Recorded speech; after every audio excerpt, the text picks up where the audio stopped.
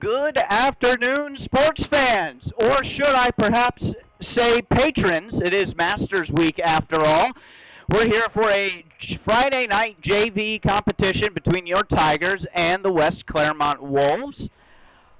Currently testing to see if this new microphone setup I've got is working. So if it's not, let us know. Drop a comment and tell us it's not working. Or Mom, text me, as you always do.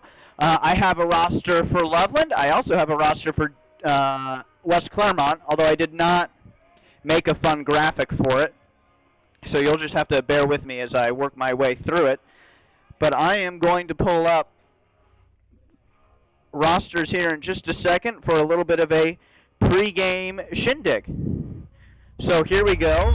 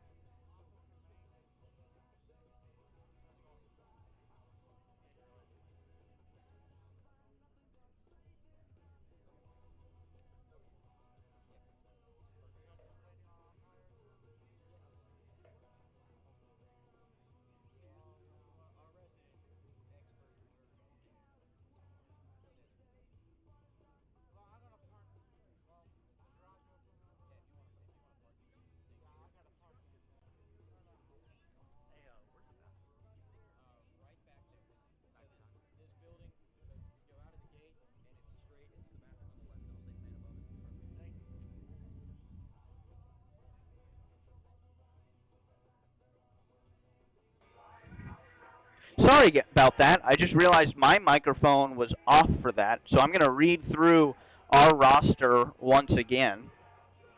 Leading off, it's the shortstop, number 7, Kellen Sprankles. Followed by in the 2 spot, it's number 11, Reese Carlson. He will be playing right field. Then we have the catcher, number 20, Cooper Kraus. Then the designated hitter, number 2, Zach Nestico. Playing first, sporting number 21, is Cooper Chili. Then the third baseman, number 16, Kai Litchfield.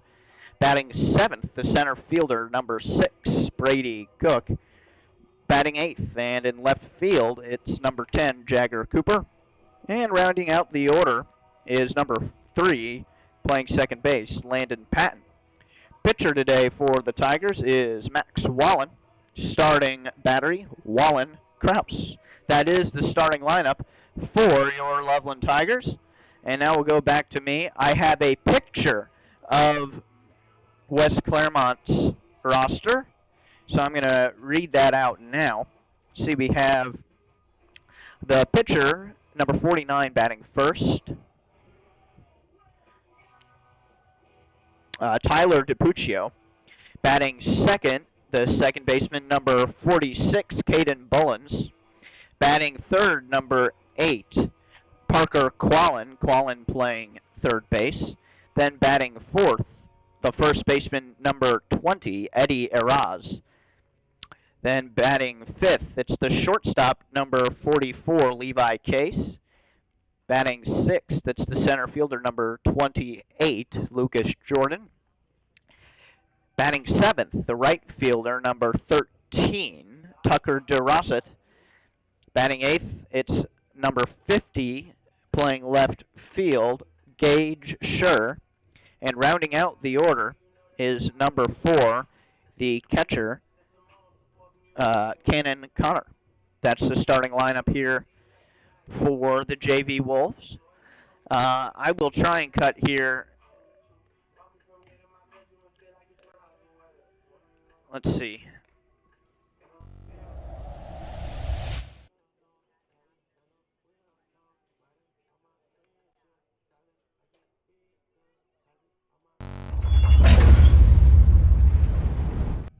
Sorry about that.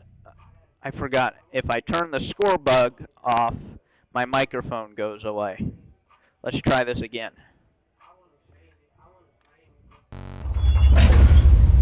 There we go. As you can see, nobody's on the field. We don't have officials yet, so we're just waiting on them. And I'm also waiting on my brother. He is supposed to be here. He was finishing up mowing some of our neighbors' lawns. That is his little spring-summer side gig. So we are awaiting Bradley's arrival as well as the officials, and we will likely get started here. We are 6 to go, and yeah, that's about it. I need to take care of some stuff on my side, so I'm going to throw this back over to the other view, and if we have any updates, we will send them your way.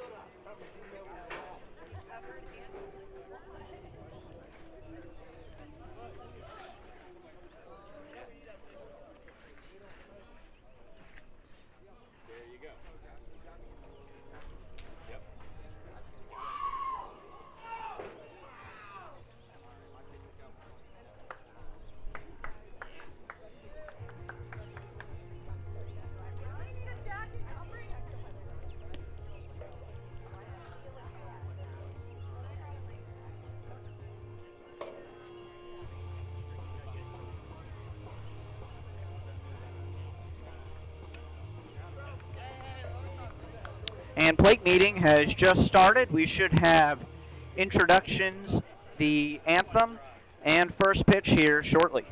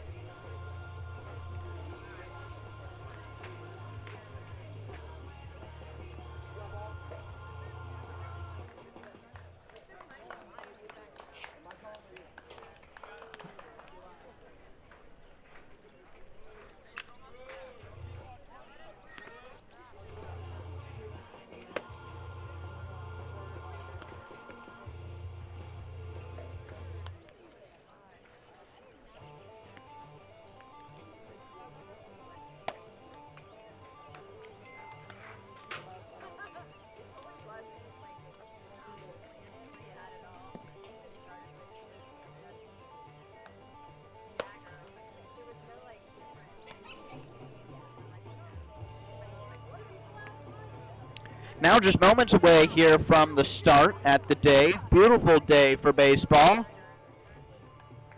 I mean, not a beautiful day outside. It is the standard Cincinnati cloudy out.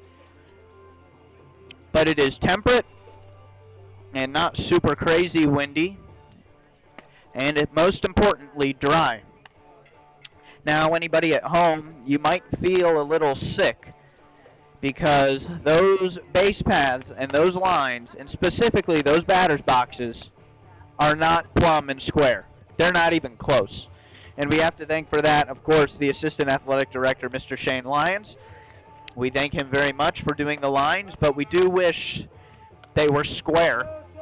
I'm joined in the booth today only by scoreboard operator Joey, who is going to town on some SpaghettiOs with a side of crunchy Cheetos here.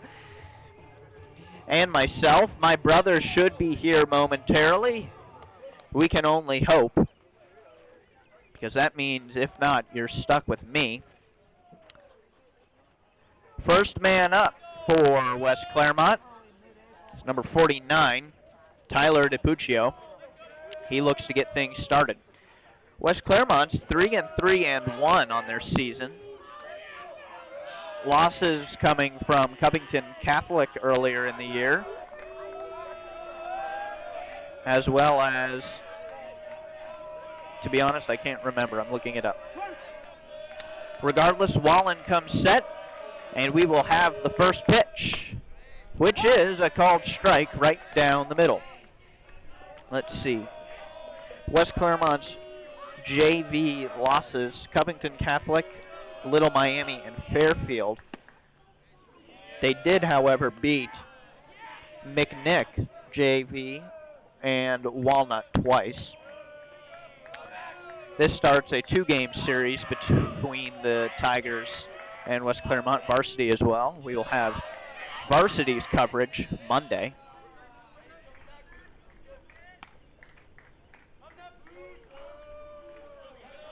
Count is 2-1.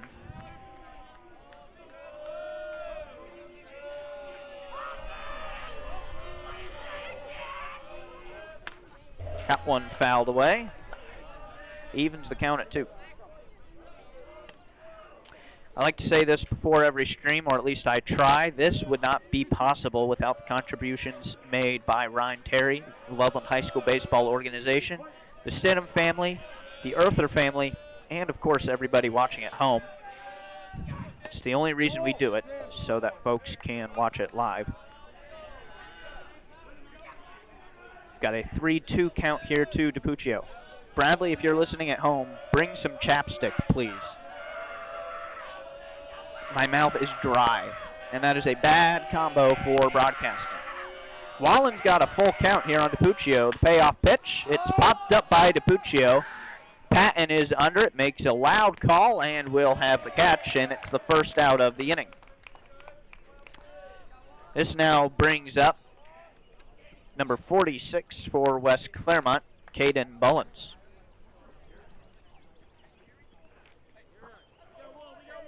Joey commenting on the number 46, he said it's the weirdest number ever. Joey, why do you feel that way? He says he doesn't know, but Joey does feel 46 is a weird number. Thank you, Mom. I appreciate that. I'll take sounds pretty good. First pitch to Bullens was a ball high.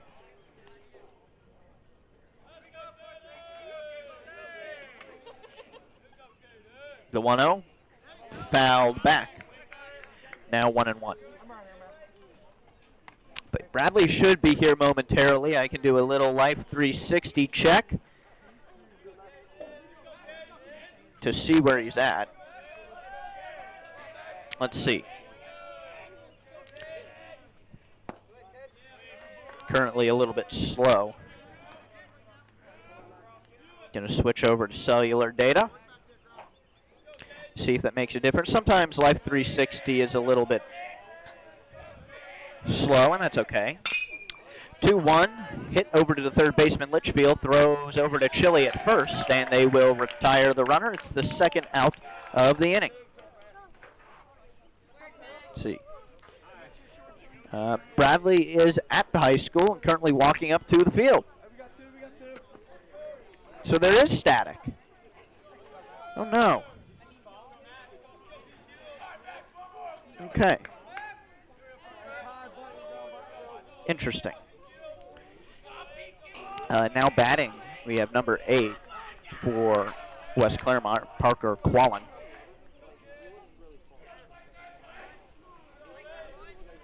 I can't believe that. I thought I'd tested this. My sincerest apologies. I'll have to see how bad it was.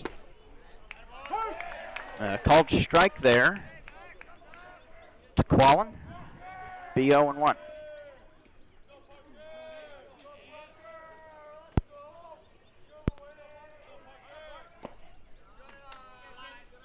That one was low. Be a ball. It's 1-1.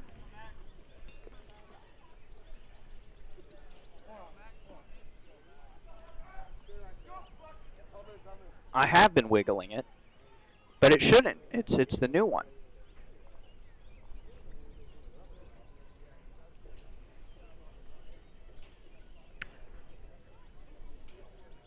It appears the plate umpire has gone up to the mound and has drawn a line in the dirt. I'm not 100% certain, so I'm going to listen.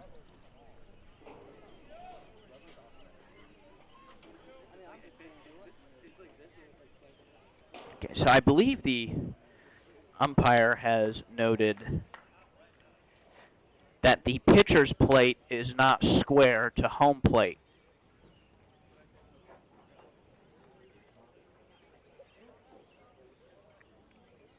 Or perhaps that the pitcher's plate is not the correct size.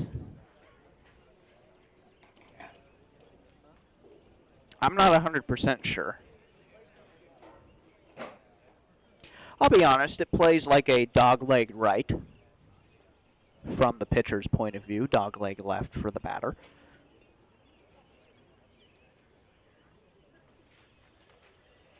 I don't know the exact issue with the mound, but there's something about the mound. An astute viewer would know Wallen was to the far left of the pitcher's plate from his perspective. And we have our late entry and my brother. Your microphone's right there, and I will turn it on my side.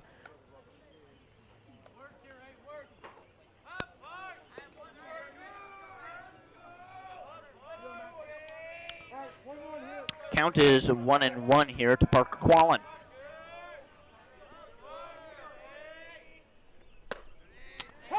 Beautiful hanging curveball in there for a called strike. It's 1-2.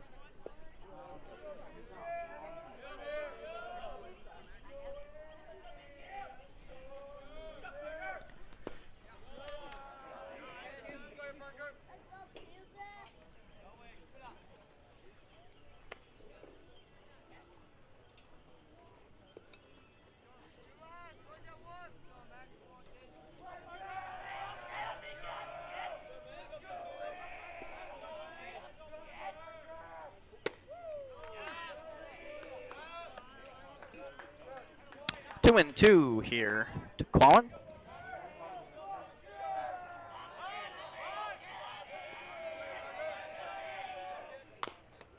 That one's fouled away.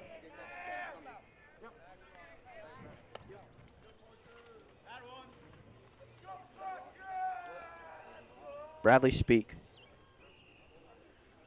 Okay, we will troubleshoot that in a moment. 2-2. Now to Quallen. Swing and a miss. He struck him out. And that's the end of the side. West Clermont's JV goes down 1-2-3. We will be back for the Tigers' first offering in just a moment on the Tigers Broadcast Network.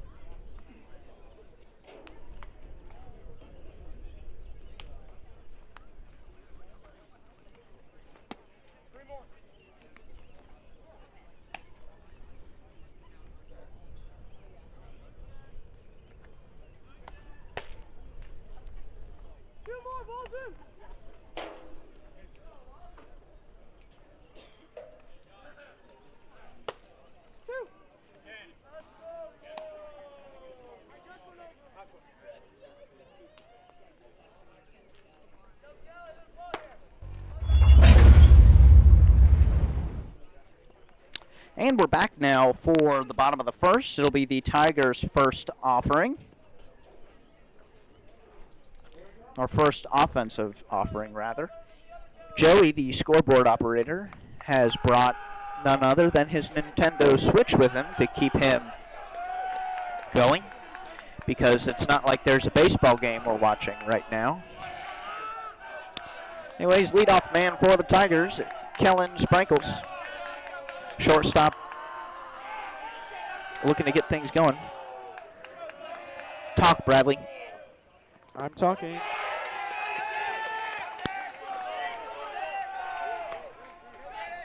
Look.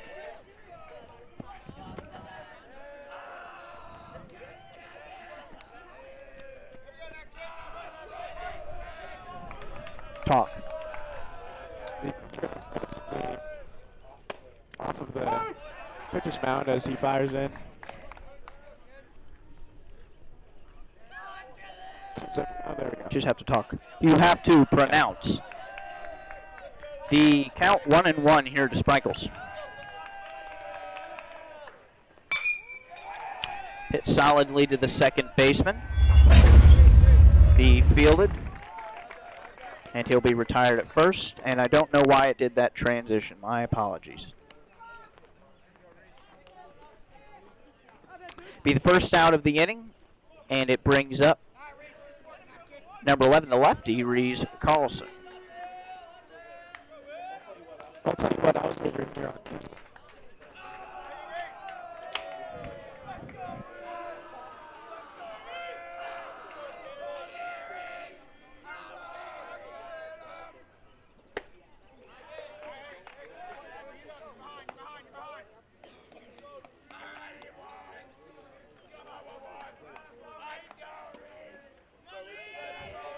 Count 1-0 now to Carlson.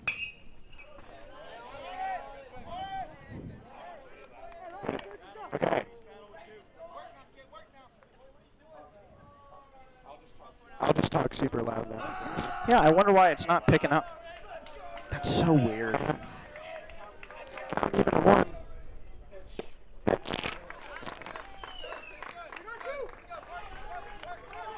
That is strike 3. This will be the second out of the inning. And it brings up the catcher, Cooper Kraus.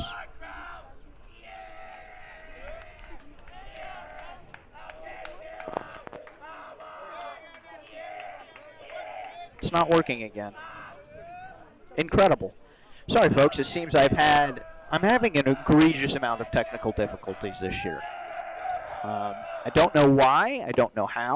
I didn't last year. Called strike. We're going to do a switcheroo here. Yeah. Oh, and then it's back in.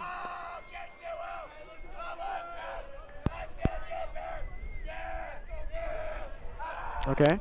Yeah, it does not seem to be this year. And I'm using the other one, and it's fine. Play it first, made in time. JV side has been retired on 9 pitches. We'll be back for the top of the inning, top of the second, rather, just a moment.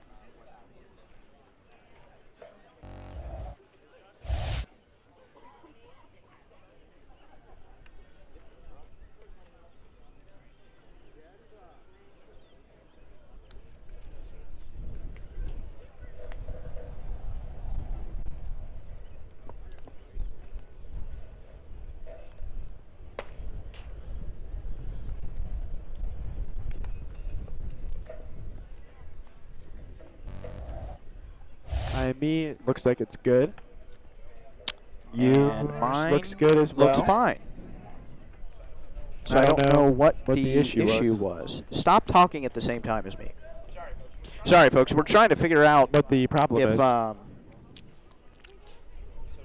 So it's becoming very difficult to figure this out because Bradley has decided to talk with me at the same time. I don't know what the issue was. Incredible. Yeah, seems like it's all good now. All right. Well, it's not one of my streams. It's a little bit wonky. So I think we figured it out. Wallen back on the mound for the Tigers, or I guess more accurately, the dirt to the right of the pitcher's plate from our perspective. Once again, the mound is actually offset from the plate. If this was a GPS approach into an airport, it would get a alphanumerical identifier with it. If there's an alphanumerical identifier after an approach, that means the final approach course is not aligned with the runway. Similar to the fact that our pitcher's plate is not aligned with home plate. So there's a little, I hesitate to even call it interesting. That is a fact that you now know and will soon forget. First batter here for the JV Wolves is Eddie Araz, number 20. Wallen first pitch to him. Swings, hits it over to Kai Litchfield. He'll grab it. The throw over to first is in time, and they will retire Araz. We got one. Still one.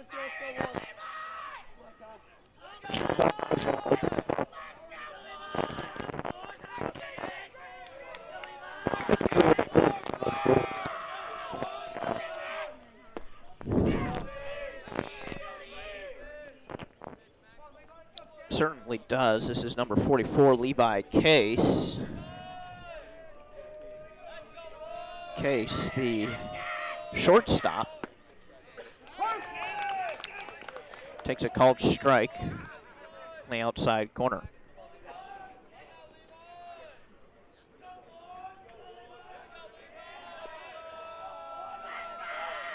The 0-1. High off speed, swung on and missed. Now 0-2.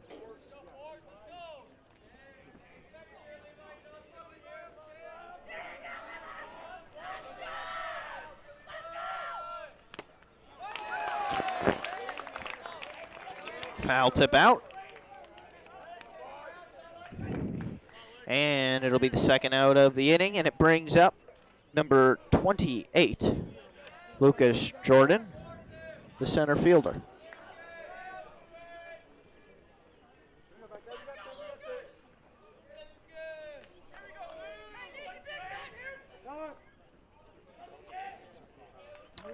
Time is called, and Jordan notes that the pitcher is not on the rubber. He isn't, and that is the main challenge for today. So he's not going to have anything to push off against, which makes it a little tougher. Joe is 1-0. Or are you giving up on the count?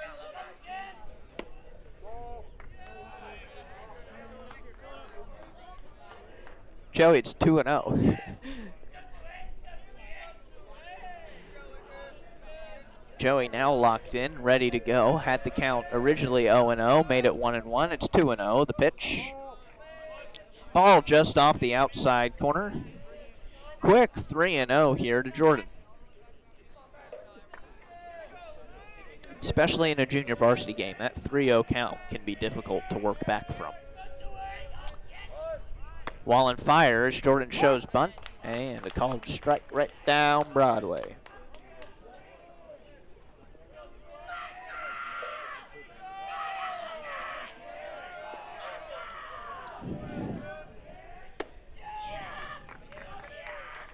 I don't know what it is.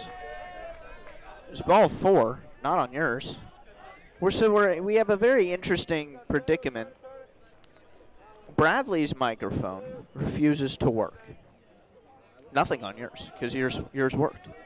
I switched the cord on mine. because mine wasn't working. This is a new issue. That's yours. That's the one you've always had.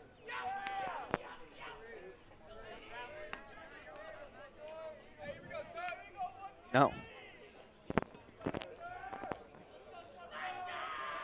Oh, wait, no, you're right. It does say it's a half battery as I'm back.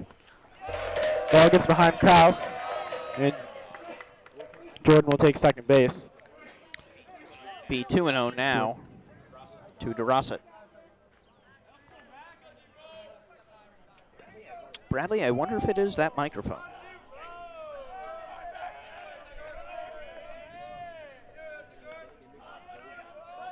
Folks, if you absolutely need something to work, use a wired connection. It's ripped down the first base line. It gets past Chili. They're going to send Jordan around from second, and he'll be standing into the plate. West Clermont will get a run off the RBI. Single of, I don't remember. DeRosset. Well, either way, it was a really good piece of hitting. Chile had a great effort on the ball, but wasn't able to corral it. Positive thing about that is the runner stays at first. Now we have the left fielder, Gage Schur.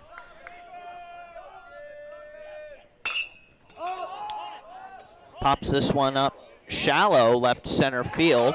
3 guys were under it, no one able to make the catch. And Cher will be on first. Hit. That's excellent base running for DeRosset there. He went first to third on a pop fly just past the shortstop. That's not easy to do. no. But on 2 outs, that's what you have to do. Now we have Cannon Connor, the catcher. He's got the chance to add to the Wolves' lead here early. Wallen delivers. The pitch was outside. It'll be ball 1.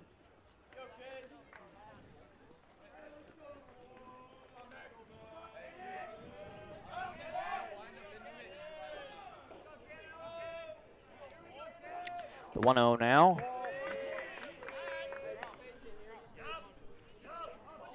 Ball outside. It's now 2-0.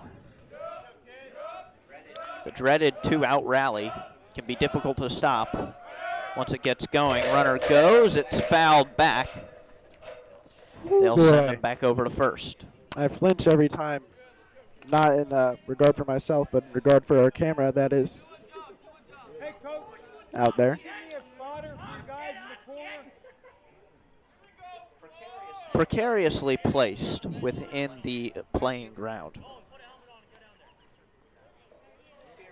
Appears West Clermont's got the bullpen rocking, but they do need someone to be watching the members of the bullpen as our pens are on the field. So they're going to get a watchdog. It's number 12, Nolan Garrison. Garrison's going to watch and make sure they stay safe down the right field line. Back into it now. The count 2-1. The pitch. Oh, good pitch.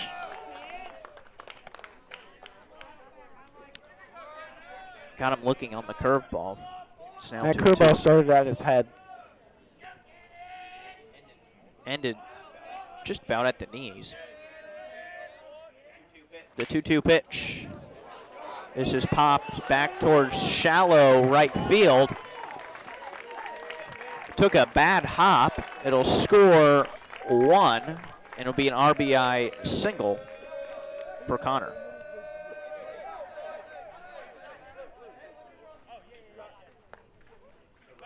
So runners on the corners still.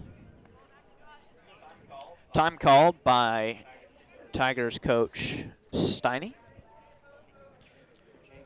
JV Tigers are coached in part by Grant Baker and Jacob Stein-Koenig.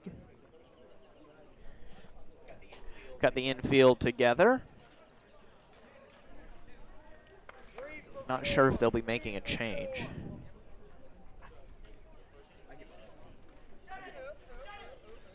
Well, no matter what, this inning is going to sting. 2 outs, no runners on, and they have batted around.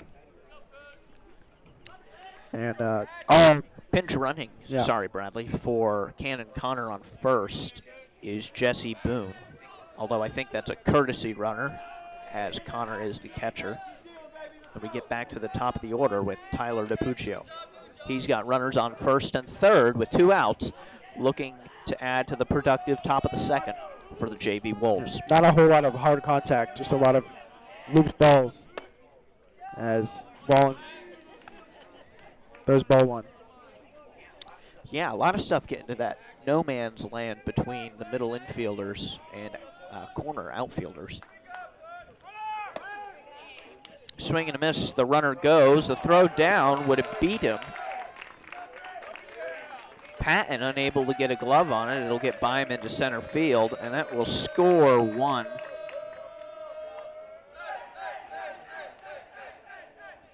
Off of the air.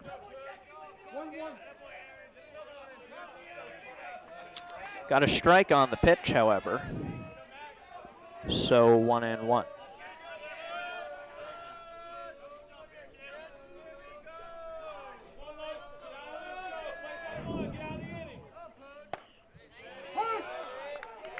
Wallen's curveball, one of the best pitches of the day, seems to get the JV Wolves staring at it as it goes by. This one hit to left center. Cook makes a run for it. He's under it and will make the catch. Good inning for JV West Clermont's offense. They managed to score 3, aided by 1 error. Tigers need to score some runs. We'll be back for that in just a moment on the Tigers broadcast.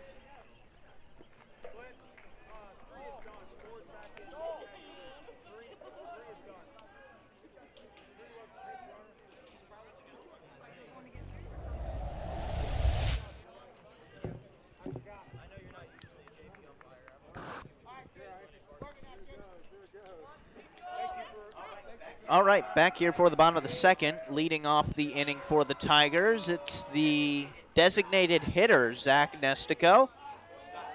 Gotten to know Zach decently well over the last few months. He's been in my basement occasionally with my brother. He's not a talented pool player. I was able to beat him quite handedly, in fact. And I didn't even scratch on the 8-ball. And if you know me well, you know that is my Achilles heel when it comes to pool. First pitch to Nestico is smacked to left center field. It'll be good for at least 1. He rounds first, goes for second, and he'll be into second base for a double. Zach Nestico starts the bottom of 2 with a double.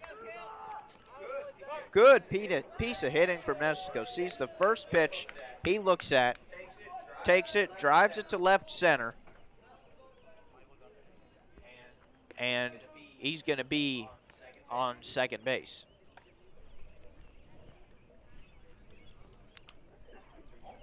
almost immediately after the play had ended, the manager for West Clermont came out, and I'm not sure what to talk about. My best guess would be possibly missing first base. Bradley, do you have any I have input? no clue. I blinked my eyes and then he was in the middle of the field. Never. Trying to get some clarification on something. Not sure what it was, but nothing changed. Now we have the first baseman, Cooper Chili, up to bat, looking to score the runner, Zach Nestico, on second. In the dirt.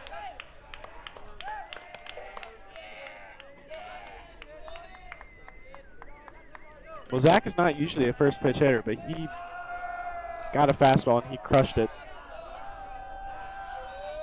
That was a really good piece of hitting. The 1-0 Chili kind of got jammed up on the inside. Be thrown out at first. However, Nestico does move over to third. So the first out is a productive one. Moves a runner deeper into scoring position. And the man to try and knock him in is Kai Litchfield. As Joey notes, Kai is the younger brother of Rylan Litchfield, the third baseman for the varsity team. This is a big at-bat here. Tigers need to run desperately. And the first pitch from DiPuccio was a ball up and in. It's 1-0.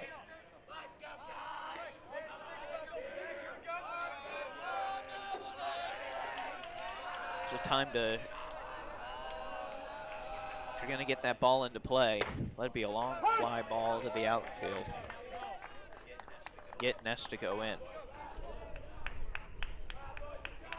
Maybe even a squeeze. Litchfield's a quick guy. Might be able to make something like that work. Yes. But a small ball could be a risky game at the JV First level. and third are back right now.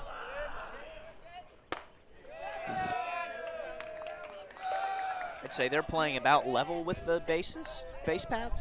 About, Bradley, would you agree? And you know, usually at the varsity level, you'll see at least one of the corners in. Perhaps in this scenario, you see the first baseman come in and try and hold Nestico on third, but there's not even an attempt being made to keep him at bay. And he's getting a pretty good lead out of it as well. Litchfield took a fastball down the middle. It's now 2-2. Critical at bat.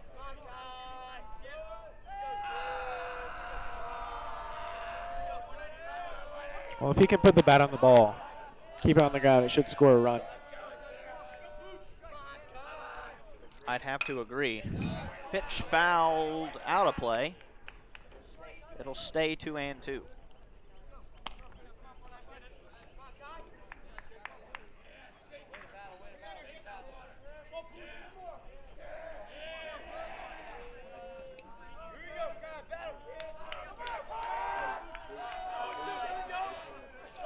Litchfield digs back in. He readies. And DiPuccio steps off. He takes a moment. And now everybody's ready to play. Yeah, I'm not sure what happened. Perhaps a miscommunication.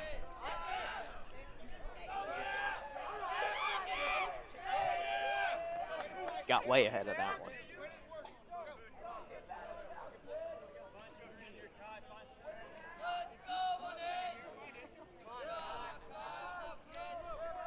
Regardless, staying alive. Now the 9th pitch of the inning for DiPuccio. That's how many he threw in total last inning.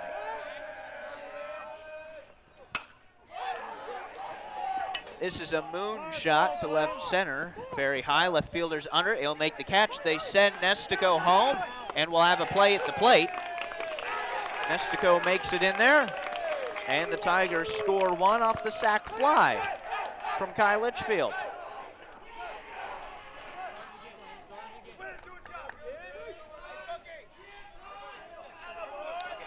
Dugout screaming it, and 100% right. Way to do a job, kid. Exactly what the Tigers needed in that scenario. Chip away at that 3-run deficit, 1 run at a time. Now we have Brady Cook, steps in from the left side of the plate, and he looks to further this inning. Outside.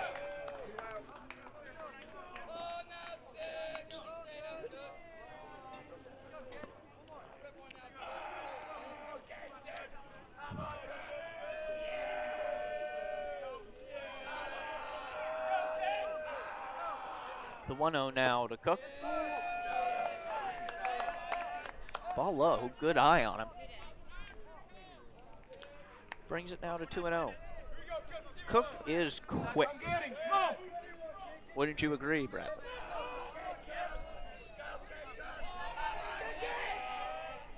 Bradley does agree, his microphone cut out. Just swing and a miss for Cook. No.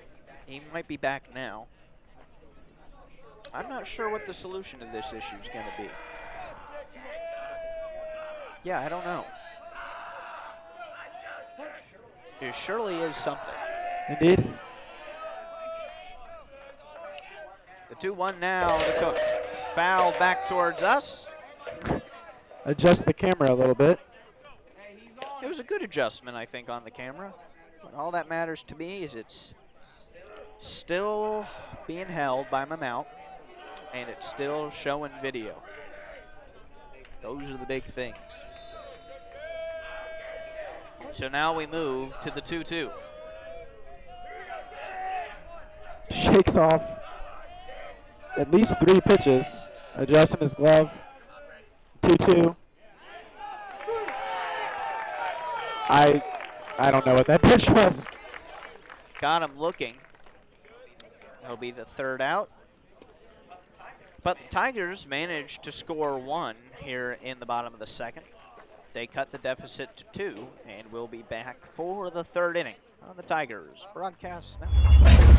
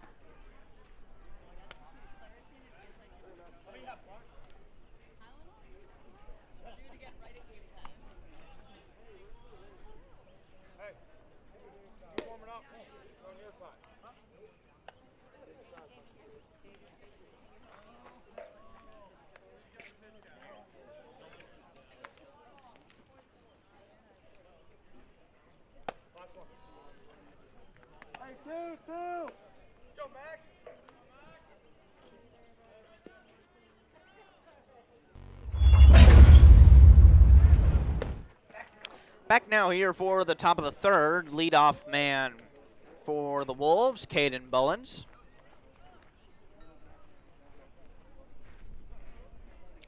Second baseman looking to extend West Clermont's lead over the Tigers.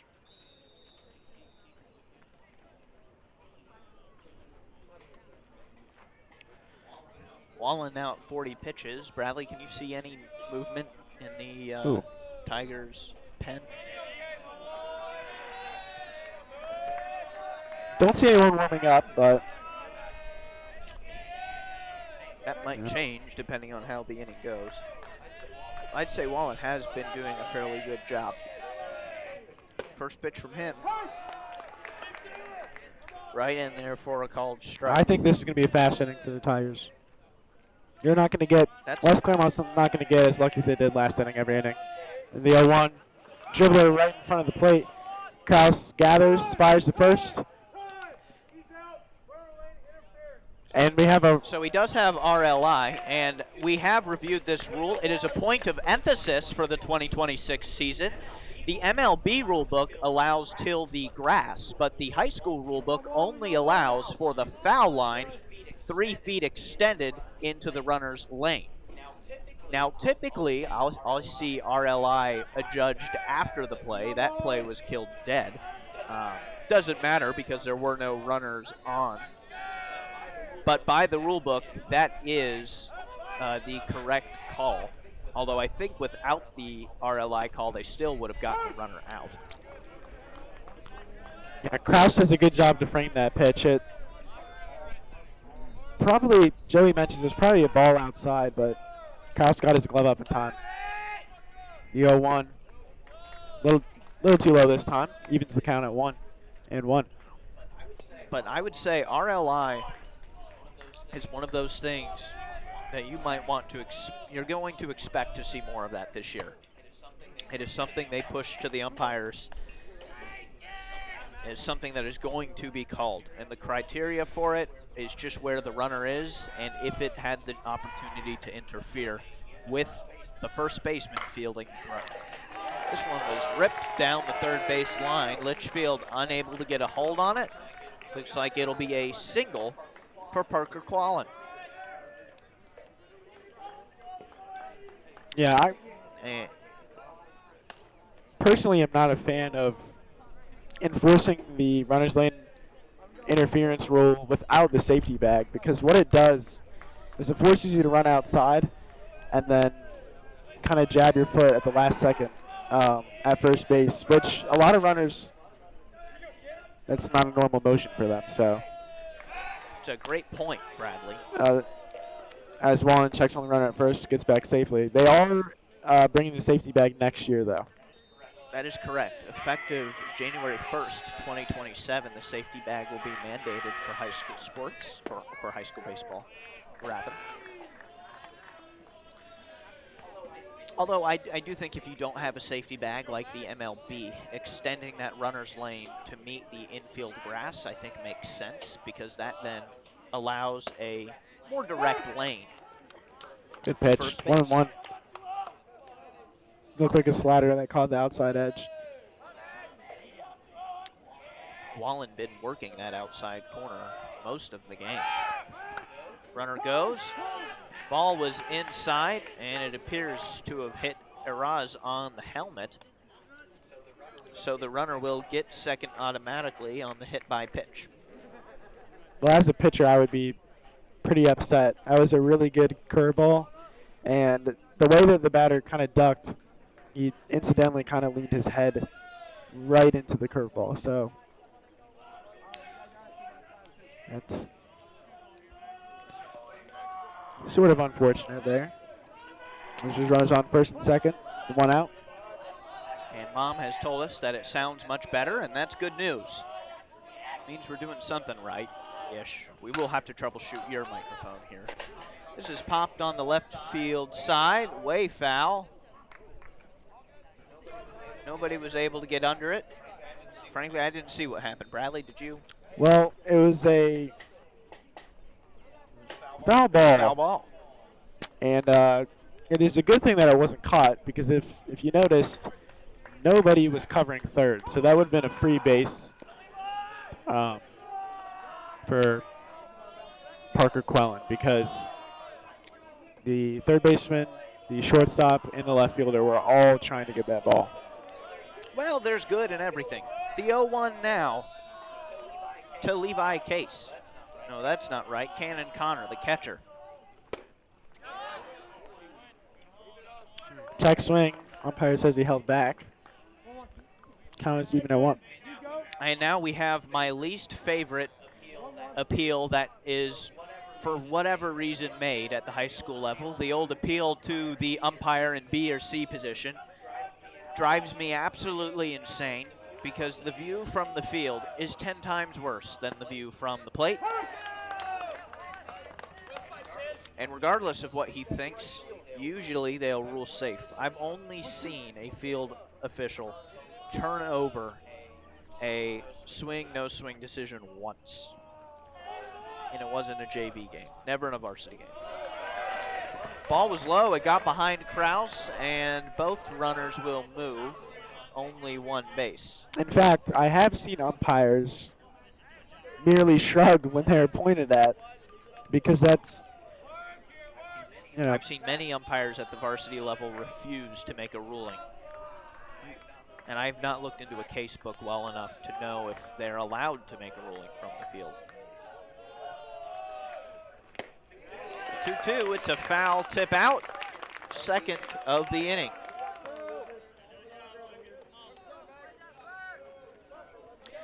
So now Lucas Jordan up to bat. He's the man that started the scoring, or he was the first one to touch home for the Wolves. He's got 2 in scoring position with 2 outs. And if we remember to the last inning, 2 outs is when the Wolves got the bulk of their work done. Beautiful fastball to start things up on the lower inside corner this time, be 0-1. Yeah, Max has done a great job of getting ahead in the count this inning. Not only that, but using the entire zone effectively.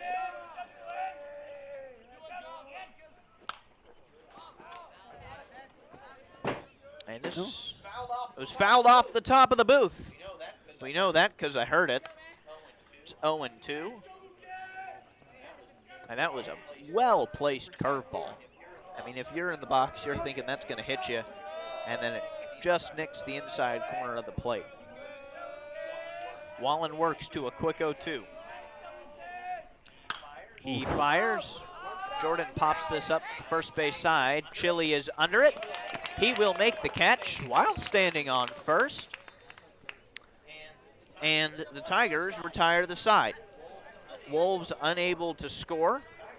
Tigers looking to add to their column on the scoreboard. We'll be back for that in just a moment on the Tigers Broadcast Network.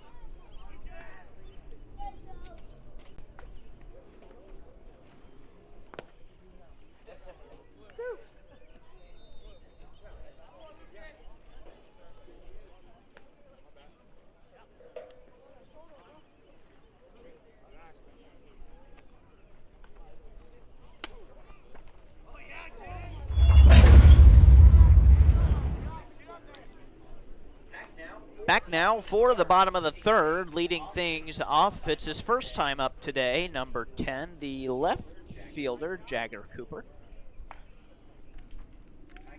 Tigers yet to work their way through the entire order.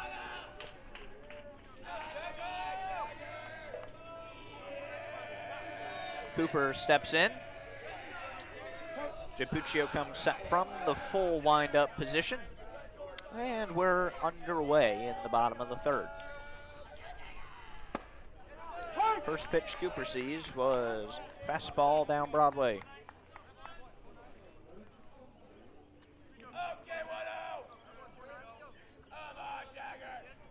Jagger Cooper. Now the 0-1. This one will be fouled out of play. It's 0-2.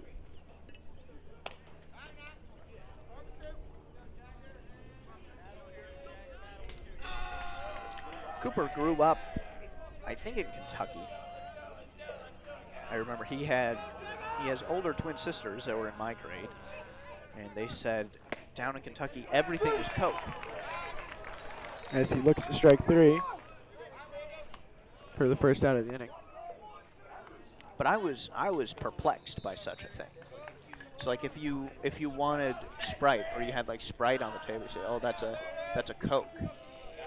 Because that was the general term for soda. And I just don't understand the OCD that I have in me really dislikes that naming idea. Landon Patton up. He's the second baseman.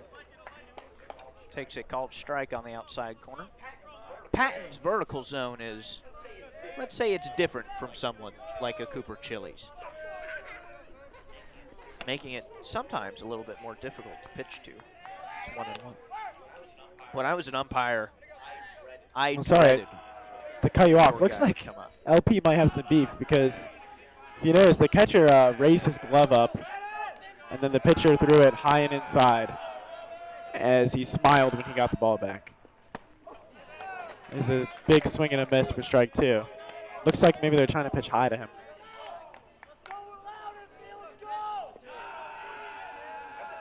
I would dread when a little guy came up to bat. Very difficult to pitch to or to umpire, if that's what you're meaning. I wasn't good at it. I wasn't good at a lot of things. 1-2, and that was right down Broadway. Gets Lando looking, and it's the second out of the inning. Finally, Tigers work their way back to the top of the order. We see Kellen Sprinkles for a second time.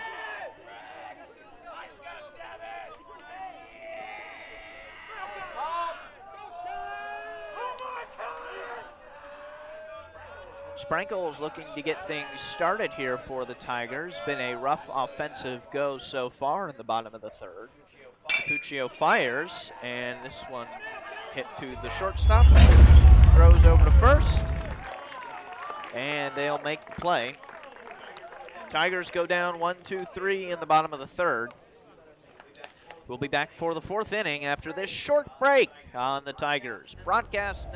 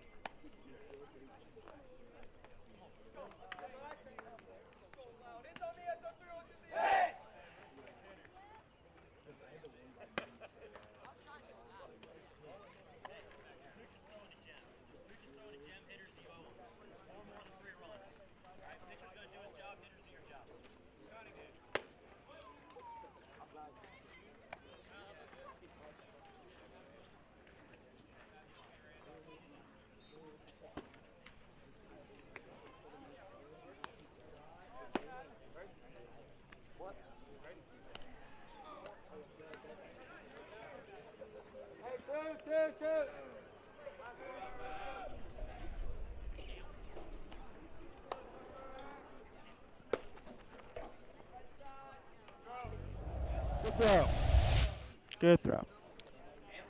And we're back now for the top of the fourth.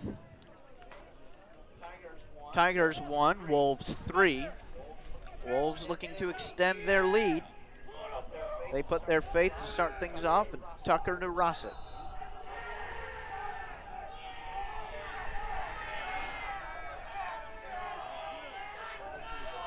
DeRossett steps into the box with a very loud West Clermont dugout. He swings at the curveball offered to him. It's fouled away.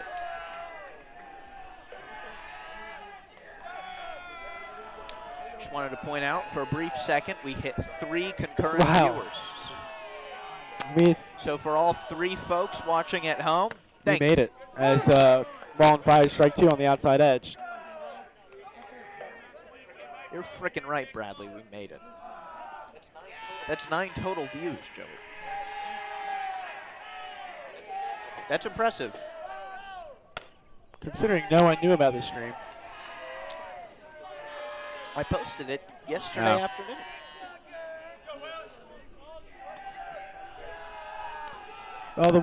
Well, you know, we're here for fun. That's true. The 1-2 to DeRossett. Fouls that one back. We'll keep the count the same.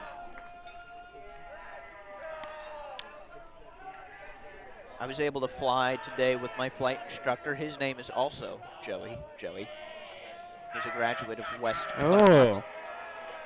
And I said, we've got those West Clermont guys up at my place.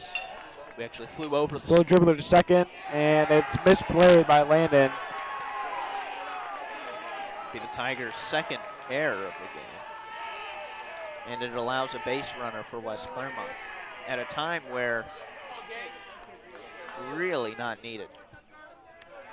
Well, you don't want your pitchers to throw more pitches than they have to. And that's a tough one. It is, the grass is fairly thick here in the infield at the Dave.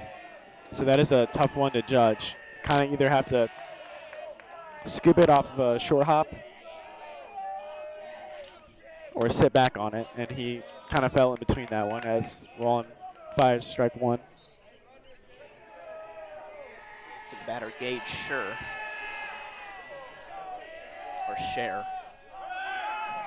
Runner goes, swing and a miss. Good throw, just not quite in time. They'll have a runner on second, but the count Share 0-2.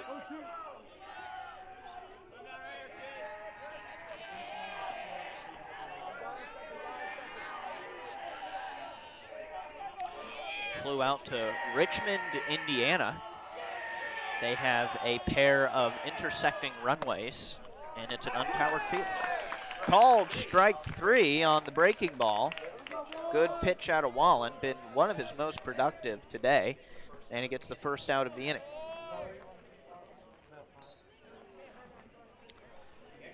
We actually ran into a brief drizzle in Indiana, and we're seeing it right now. Most of the heavy stuff is to the north of us, so likely won't be a huge impact on today's game, but we will see. There is a drizzle starting now. Of course, that makes control a little bit difficult, and if it gets bad enough, I'm going to have to bring my camera inside.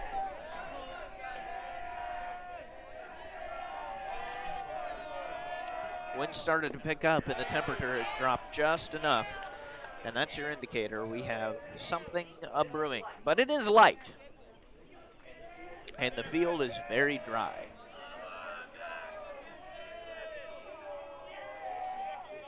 It's a quick 2-0 here to the catcher, Connor Cannon with a K. And he fouls this one out of play as Joey sneezes, Bless you, Joey. and it's 2-1.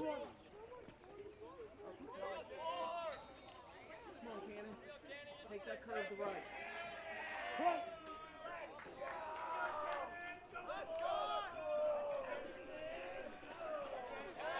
2-1 now to Good Cannon. move. Wallen elects to throw back over to second. Not a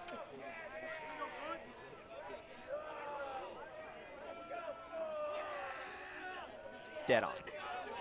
2-1. That one gets through Landon Patton's Cook's going to have a glove. shot at third. Runner's able to slide in safely. Be the second advancement on the inning due to an error. And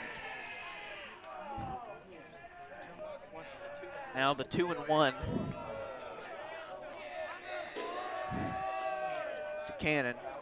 Now got a runner on third. Good idea. Half swing. Good idea. Fight that off.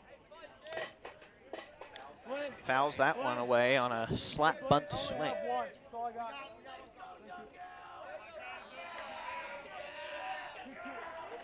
Someone is calling out for him to drive the curveball to right field. And see what he can do on the Tough 2-2. It's in the dirt. Good block by Kraus to keep it in front. Leaves the runner at third at bay, and it'll be 3-2. Wallen now 70 pitches on the day. And we'll see what 71 looks like. It'll be a payoff pitch. Woo! Curveball just missed high. And it'll be runners on first and third for West Clermont. And they're back to the top of the order. The pitcher, number 49, Tyler DiPuccio. And we'll have a courtesy runner on first. Jesse Boone will take the place of the catcher, Cannon Connor.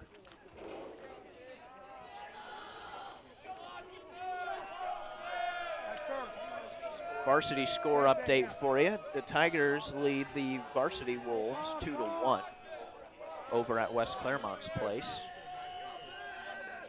Not sure of the inning. We'll get a better update for you later. Although it doesn't matter, there's only 2 people watching.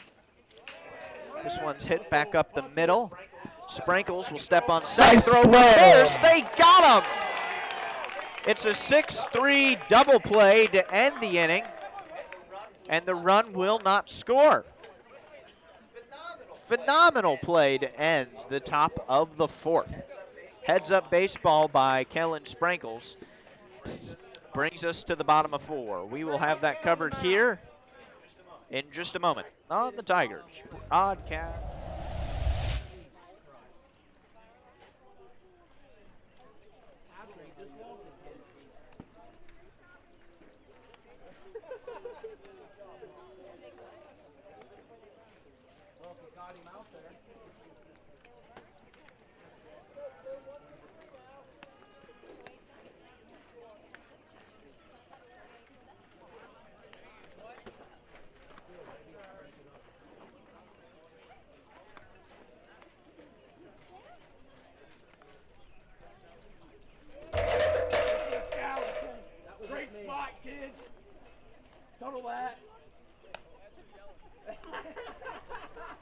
I know what it was for.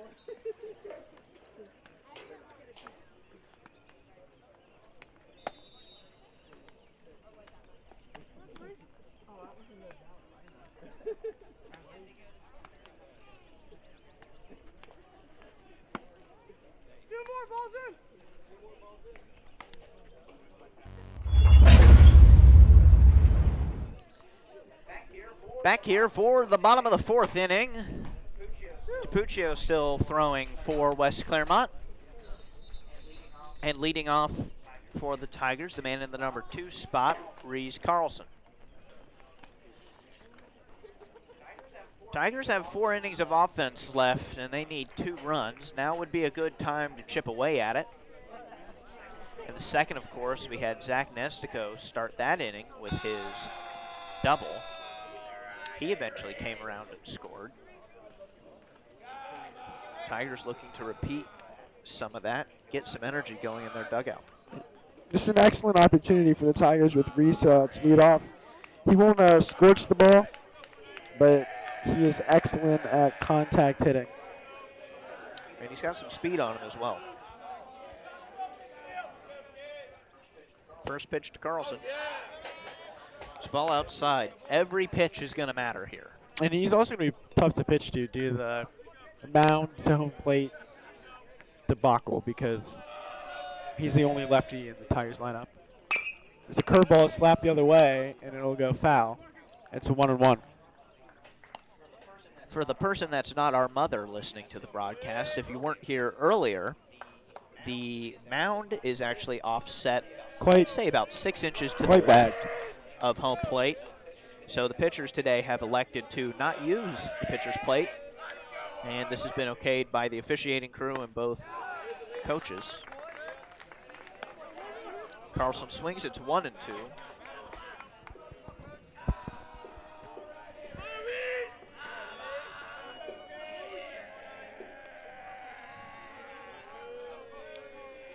And the 1-2 pitch, it was a called strike on the outside corner. Got him looking, and it's the first out of the inning.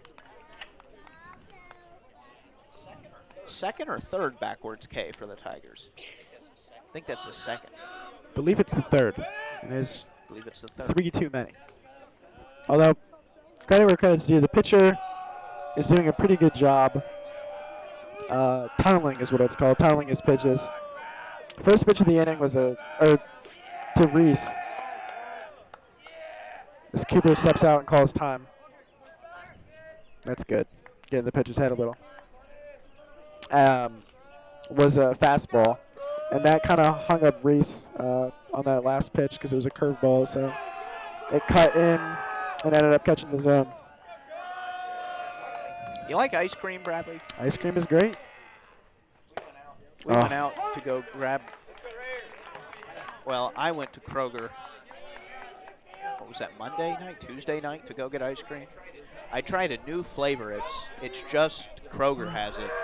It's called cherry chocolate truffle or something to the effect. Curveball swung on. Lands foul. It'll be 0-2. If you like cherry or chocolate, or especially both, you got to go try this. It is phenomenal. Like really, really good. And I mixed it with some mint chip. Woo, that's good eating right there. That's a terrible combination. And Hold on. That is a terrible combination. What? Chocolate and mint go together. Does cherry and mint really go together? Well, you know, it's you know. That's it's very good. strange. You're very strange. I am, but I ate it and it was fine. But I do highly recommend if you can find that flavor. Only $2.99 for the half gallon. Yeah, it was a good deal. And if you have a Kroger card, you can get 2 for $5 this week, as stated on the weekly deal. And my conversation of ice cream has lost one of our 2 viewers. We're 50%. Oh, they're back! Lovely. You've just come back. It's a 1-2 count to Cooper Kraus. Steps takes this one over to the third baseman. He'll throw over to first. And Kraus will be retired. It's the second out of the inning. Now we get to see the man who scored for the Tigers, Zach Nestico. Beautiful piece of hitting to start out his first at bat. In fact, he's only seen one pitch today, and that pitch he took to left center on a line drive that earned him a spot at second base. We'll see what he can cook up now. There's a huge, and we've lost all our viewers. Huge gap between left and left center.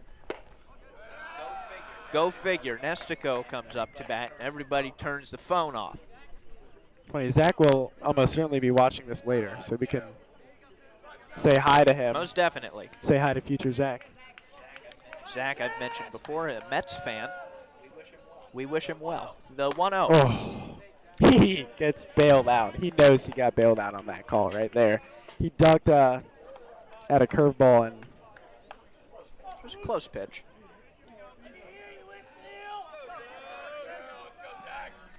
Catcher is signaling towards the dugout again as 2-0. Check swing, and it's called for the first strike on Nestico.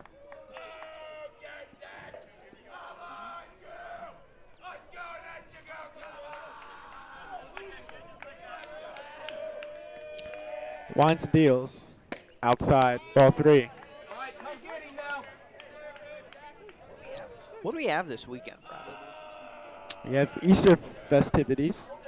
Oh, that's correct. Yeah, Sunday morning, the big Fessler Easter get-together. A bundle of fun. Not on Easter. Well, that would make too much sense. Absolutely. You know, with a big family gathering like that, of course it's unkind to be early, and I'd say unkind to be right on time.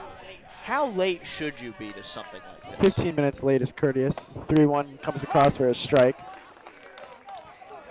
Because I'd argue half an hour to an hour is acceptable, as long as you're not bringing critical food for the mission. If they say we're starting at 5 and eating at 7, you best believe I show up at 6:30. Maybe a stretch. I don't want a noodle for that. 3-2. Close pitch. Call the ball.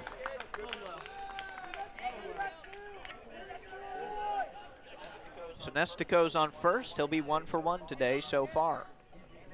And now we got the first baseman, Cooper Chili, looking to move him around the horn.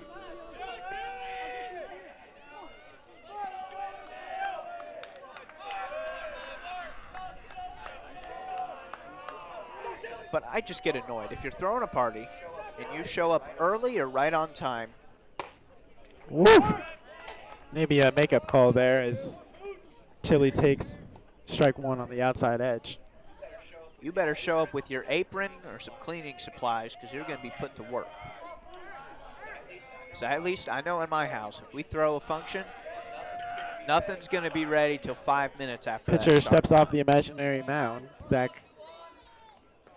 goes back to first.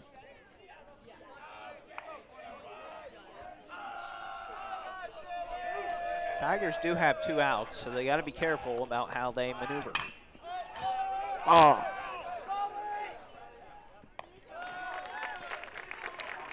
Popped up to the shortstop, Levi Case. He's under it, makes the catch. Tigers unable to score in the bottom of the 4th.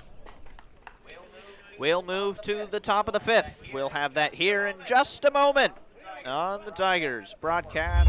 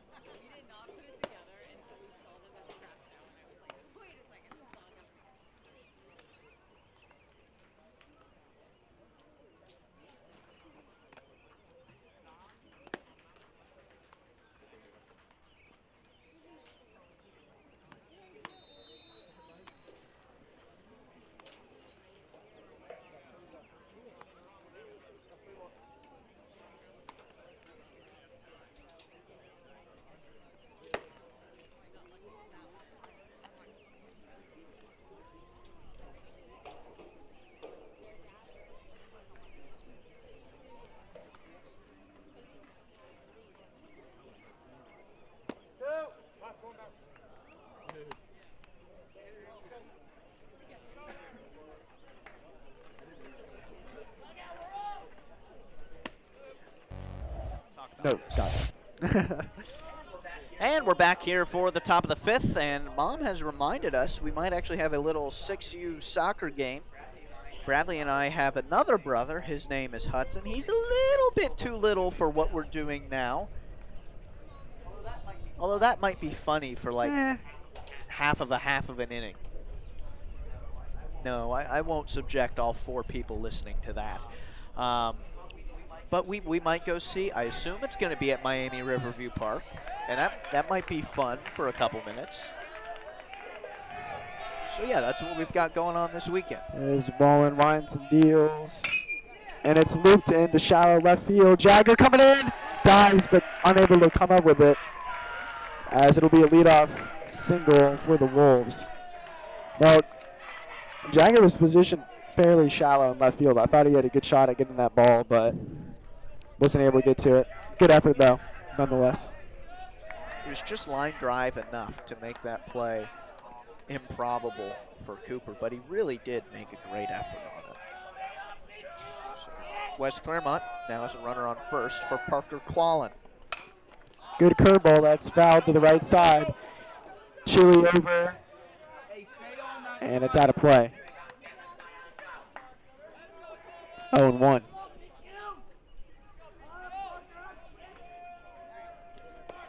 Well, it's not sunny, but in my eyes, you can't ask for a much better day to play baseball. It's a nice temperature, and you don't have to worry about looking up into the sun as Quallen looks at strike 2. I agree. I like baseball with the sun out, but I don't like baseball when it's scorching. I mean, it's just not fun. This, I can deal with this kind of weather. I don't mind it. As it's popped up. Oh. And Landon's under it. Make the catch. And it's first out of the inning for the Tigers. Chili ran into the runner as he was going to get the ball. I'd have to imagine if he was going to make an attempt at the ball, that would be an obstruction. So if Chili was the fielder ruled to be the one making the play, we'd have interference. on the part of the runner. However, in this case, we would have had Good throw. Got him! Dead to rights. Good throw by Kraus. As that'll be 2 outs for the Tigers. That was a excellent throw by Cooper Kraus right there. That was a great throw from Kraus and a great tag from, was that Patton? I don't remember. Yeah, One should of have the been. middle Should have been infielders. Landon.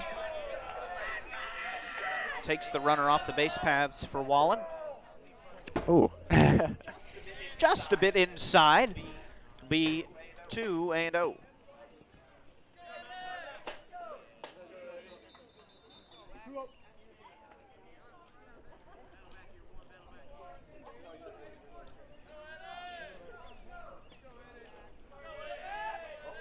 What were we talking about? Oh, obstruction. Foul back. Strike 1. I am going to turn around. Loveland is currently playing against Little Miami in lacrosse. The guys were talking pretty big about themselves today. They said that they were going to do some damage against Little Miami. So we'll look for a score yes. update on that in a moment for you. Hit over to the left side. Manages to get through the third base shortstop gap, and it'll be a single for West Clermont's Eddie Arras. Yeah, good hit. And just got to hold the curveball. Came off of Wallen's 80th pitch. Only the 8th on the inning. And now we have Levi Case, the shortstop for West Clermont. But in short, there are 2 types of obstruction type A, obstruction type B. This is pop, Landon Patton under it. Good communication as Reese comes over to make the catch to retire the side. It'll be Wolves 3, Tigers 1. Oh, on your Loveland broadcast, blah, blah, blah, blah.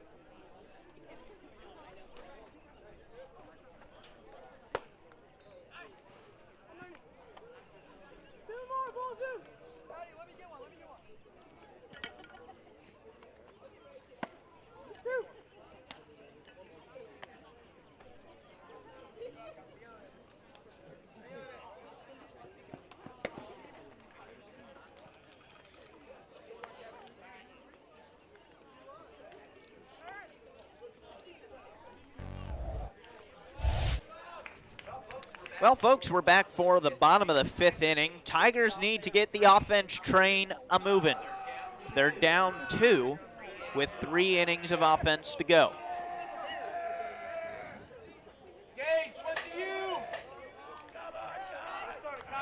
Kai Litchfield looking to start things off. And we'll see what he can put together.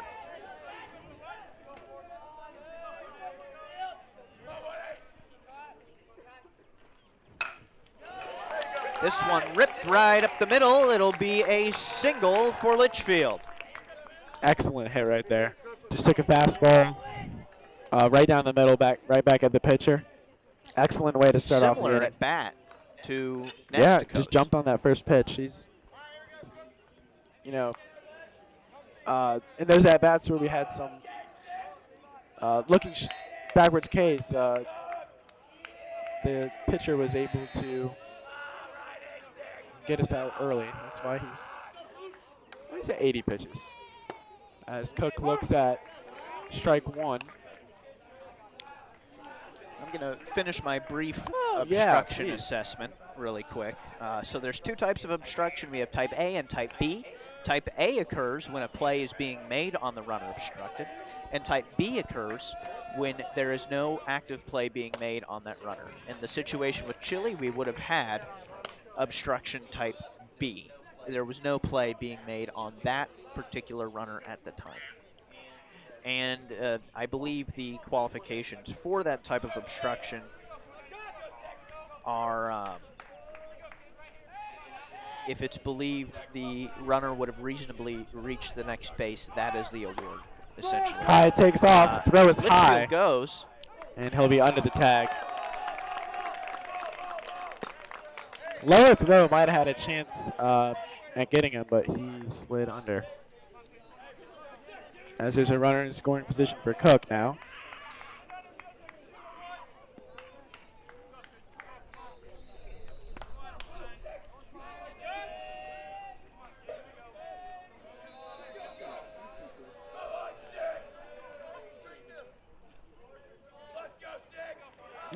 But yeah, the umpire judgment, it's the infraction of obstruction. That might be. Oh my gosh. Excellent play from the shortstop. And looked like Levi Case caught that ball and dove back to second at the same time Nestico did. And it looks like Coach Baker is out to speak with the field umpire, check with what he saw. Well, it was a nice play. I would be lying if I didn't say, though, that he lucked into it. He was holding on the runner at second, and it was awfully close. It was hit right to where he was standing. I couldn't tell either way from back here. And for me, what I think makes this difficult, it looked like the tag happened off to Nestico's left side, out of the view of the official. But a lot going on regardless. Phenomenal play from Levi Case. Nothing better. Coach yep. Rickman. So now 2 outs, nobody on. Jagger Cooper really looking to get things started, as Coach Steiny now has the batting gloves of Zach Nestico on at first. Hit hardly to the first baseman, Eddie Arras, but he'll grab it, step on first, and the Tigers go 1, 2, 3, 4.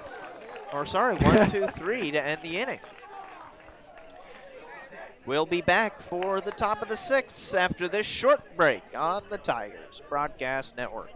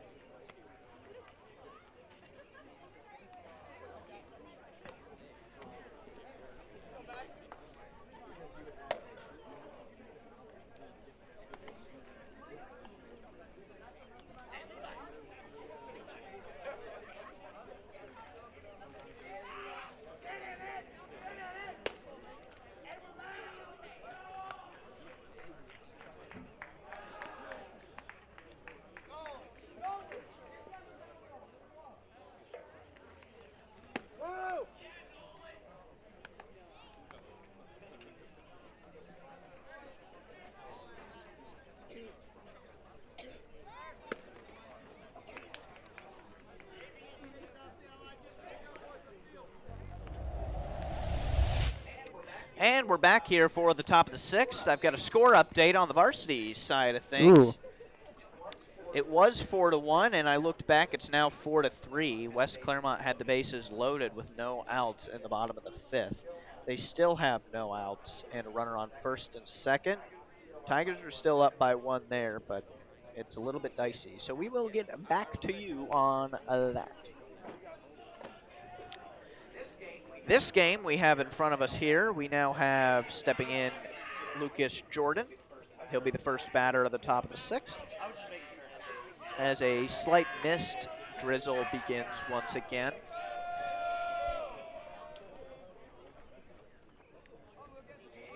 And Wallen, now at 81, continues his streak today. First pitch. Hit him.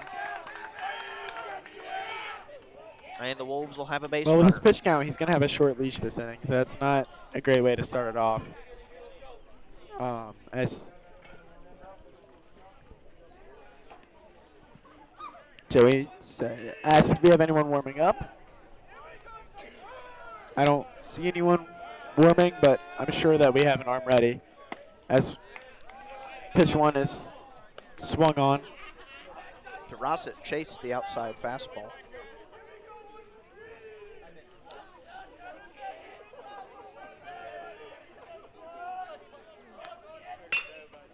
Run, you gotta get there! Went back to the outside fastball. The play at second, not in time. And it seems the plate umpire has something. That's an illegal slide. It's a pop-up slide. He's out. Okay? Illegal slide. He's out. And Now, this is gonna cause.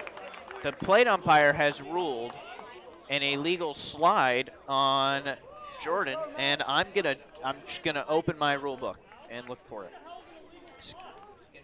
It's gonna be section 8, base running, So this is and we're gonna be section while 8. Ryan's looking for that, I'll talk about some new rules in the MLB. So runners last year figured out that Who was it? Flip a coin. if there's a runner on first, Get gone. Get off the field. Get off the field. Get gone. Get gone. Go. You go. You go. I don't need you back there. Go. Go. The gentleman behind the plate that is being unkind is being asked to leave, rightfully so. it is a kids game, and kids are playing it right now. That's immature. As I was saying, St. Louis was the first team to do it last year, where instead of sliding at second when it was going to be a double play, they would keep on running, and they would run to third, or they'd run straight through second. That is now illegal, and you have to slide. So, fouled away, counts even at 1. And what that new rule avoids is getting in the way of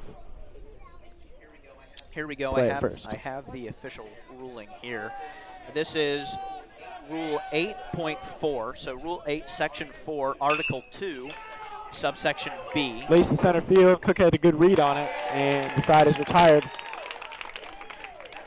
That rule states, any runner is out when the runner does not legally slide and causes illegal contact and or illegally alters the actions of a fielder in the immediate act of making a play, or on a forced play does not slide in a direct line between the bases. Or a runner may slide in a direction away from the fielder to avoid making contact or altering the play of the fielder.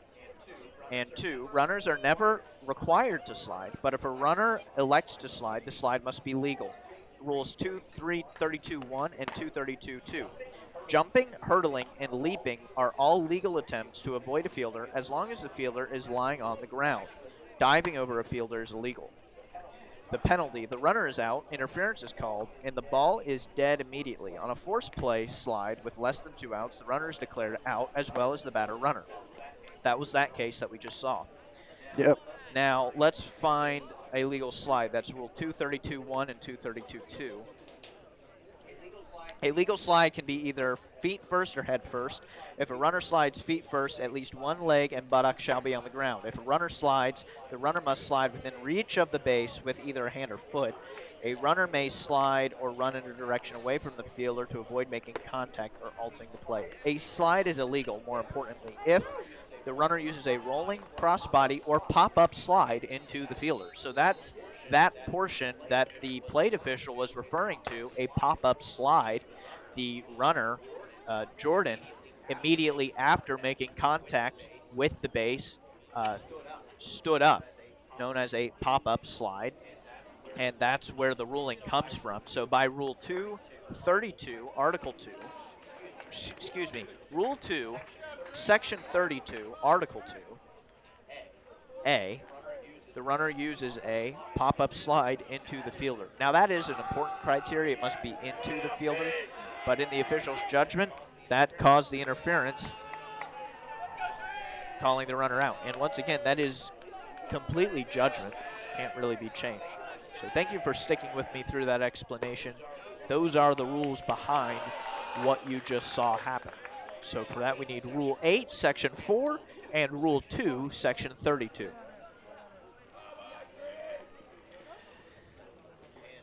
And the first man up in the bottom of the 6th for the Tigers is Landon Patton.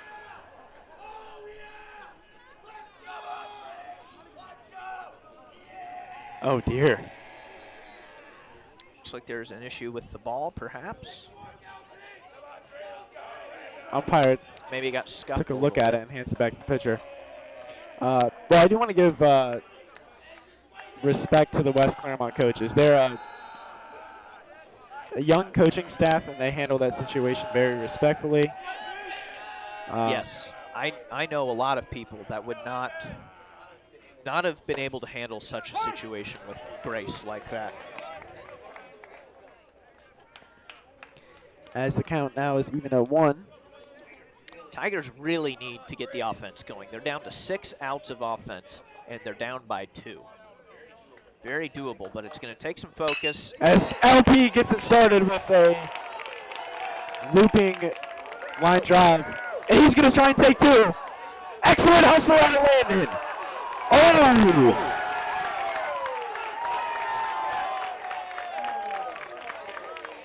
And Coach Baker will make his way from the dugout. They're saying Lando's hand came off the bag, and he was tagged when that happened. And I will admit, from back here, I did see his hand did come off of the bag. I'm just unsure about the timing. But he is going to be ruled out, and that'll be the first of the inning. Regardless, it will be a single for Landon Patton.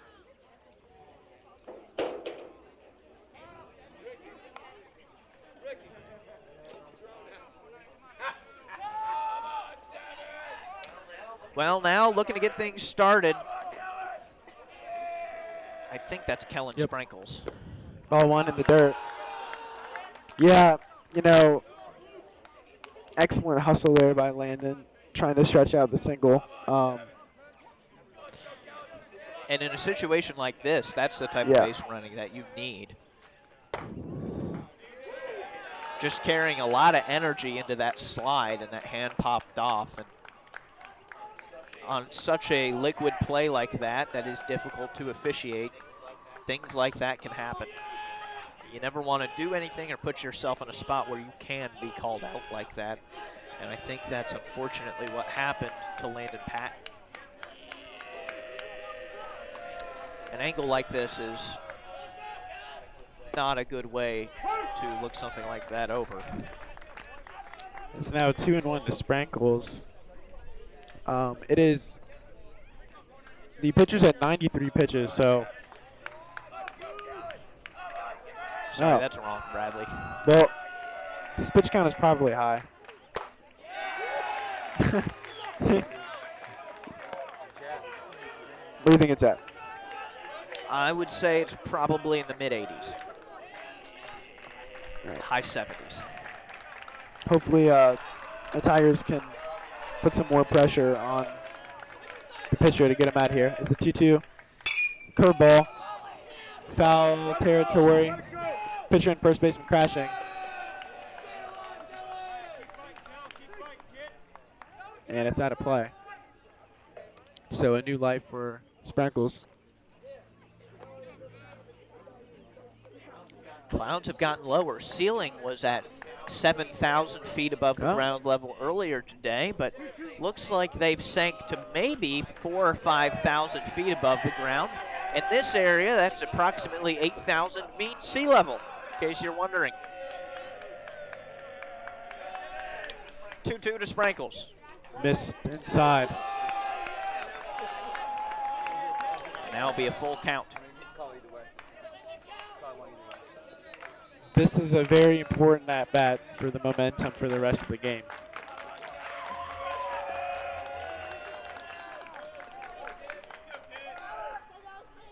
Swing and a miss. And the pitcher is fired up, rightfully so, as he's pitched 5 2/3, only allowing 1 run. So now Reese Carlson looking to get things started here in the bottom of the 6th.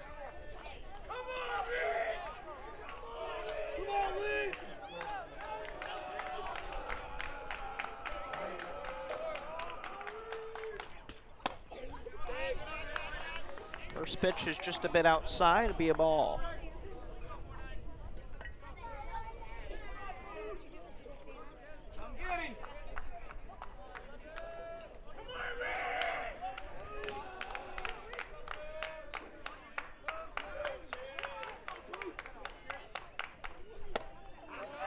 All right. The 1-0 swung on and missed. Counts even at 1. Bradley will depart.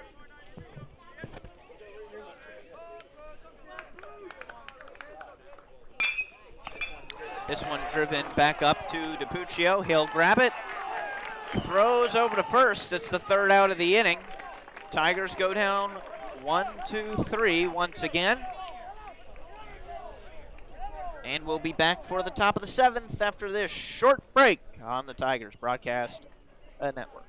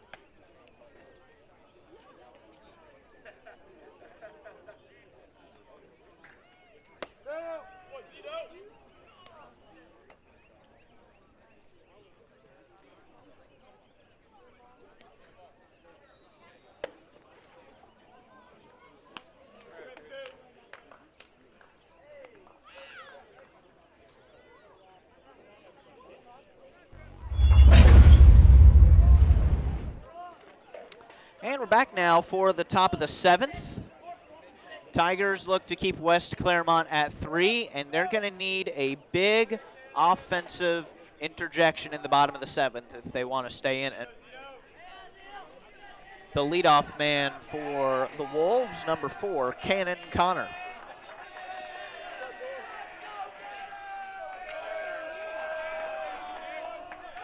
Connor steps in. This one hit towards the shortstop Sprankles. He fields it cleanly. Throw over to first. And they'll get the out.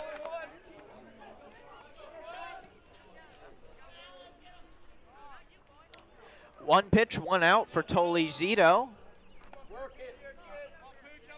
In the close for the Tigers.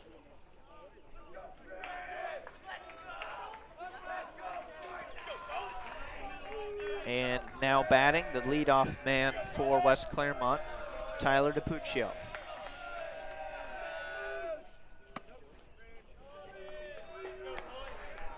First pitch to him misses out and away. Or up and away, sorry.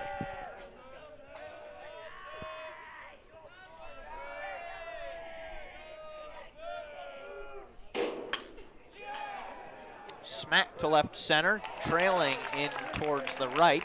Brady Cooks under it, will make the catch. 2nd out of the inning. Zito making quick work of the Wolves. Now Caden Bullens up to the plate, sports number 46.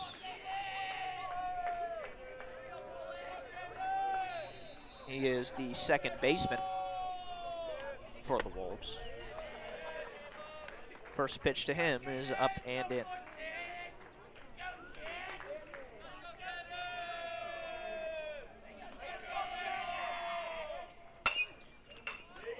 This one hit over to Sprinkles once again. He fields it cleanly. The throw over to first. In time, will retire the runner. Zito manages to retire the side 1, 2, 3 in 5 pitches. Phenomenal showing from him. Tigers just need to get the offense going to stay in it. They're down to their last 3 outs, and we'll have that here in just a moment on the Tigers broadcast.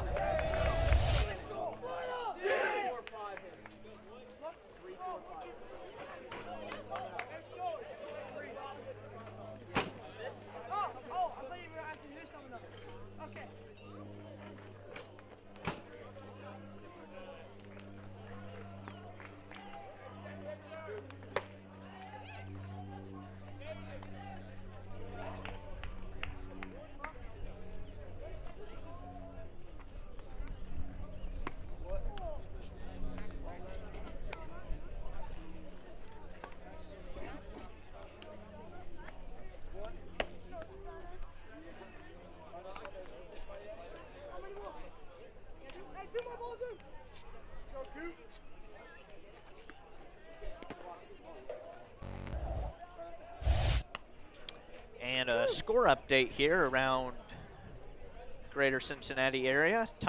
Varsity Tigers are taking on West Clermont at their place in Batavia. We are up 6-3 in the top of the 6th with no outs. Runners on first and second. Blake Kerrigan up to bat. And the freshman team is also winning. But the JV Tigers here are down to 3 outs to score 2 runs. Only productive offensive inning was the second. It was a leadoff double from Zach Nestico that started things. Looking to repeat such an inning. The first man up is Cooper Kraus, the catcher.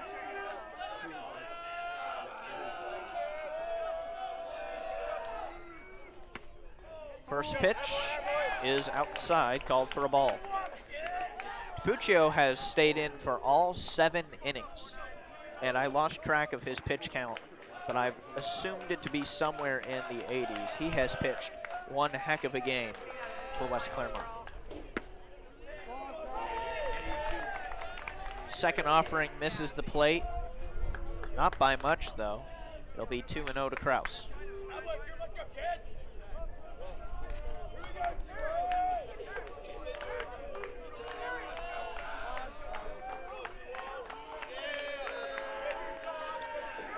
Apparent miscommunication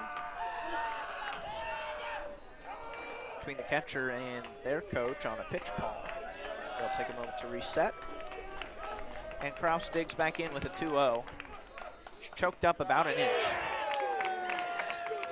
Tigers are just looking for some contact. That's all they really need. You put the ball in play with JV baseball, good things happen.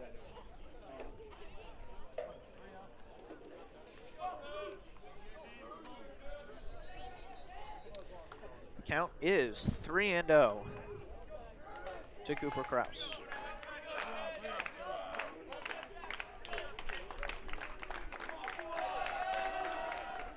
Kraus shows bunt, takes it back, called strike.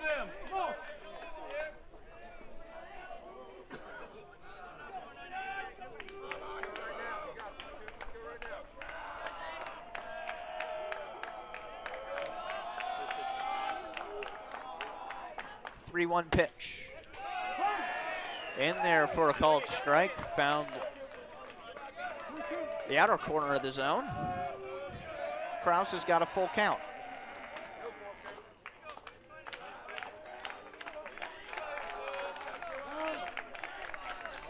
Kraus calls time, gives himself a moment to reset, readjust the batting gloves. critical point in the game here. He'll dig back in. 3-2 pitch. Goes low, and it's a major league take. Kraus will make his way down to first. And now Zach Nestico up to bat for the Tigers. Now we have Liam Paxton. He's going to pinch run for Brady Kraus over on first. Get some speed over on the bases.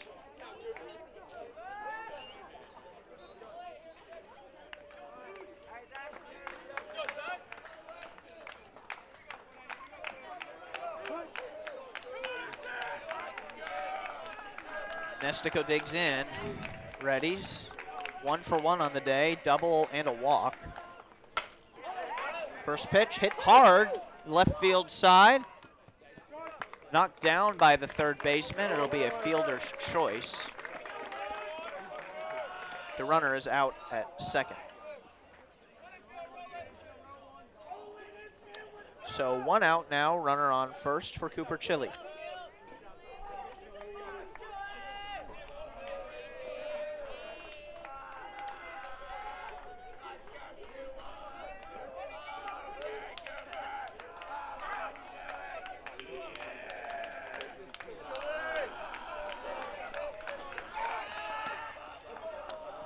Throw back to Nestico, dives in safe. Tigers now down to their final 2. Chile looking to extend the fight. Takes the ball inside.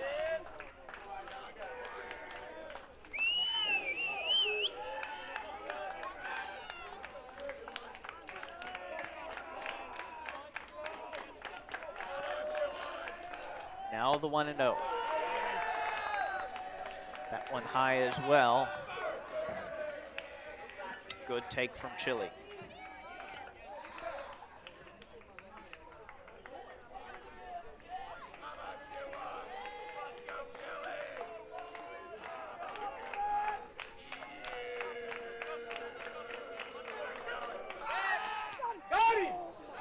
They again look over to Nestico. It was close.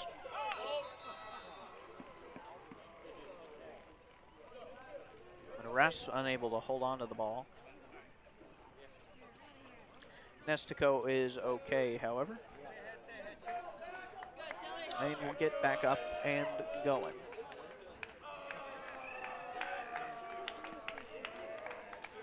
So we'll try the 2-0 once again to Cooper Chile.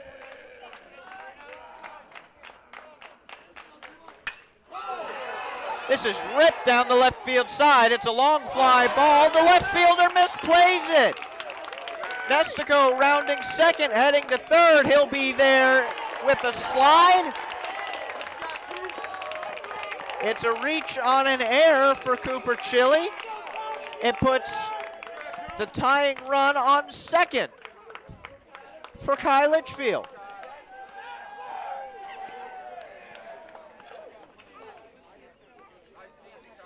I said earlier, you put the ball in play and good things happen.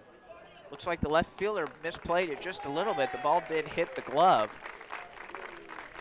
Unable to squeeze it. And we will see Will Lyons take over for Tyler DiPuccio. And DiPuccio truly did pitch a heck of a game. Letting up only 1 throughout the first 6.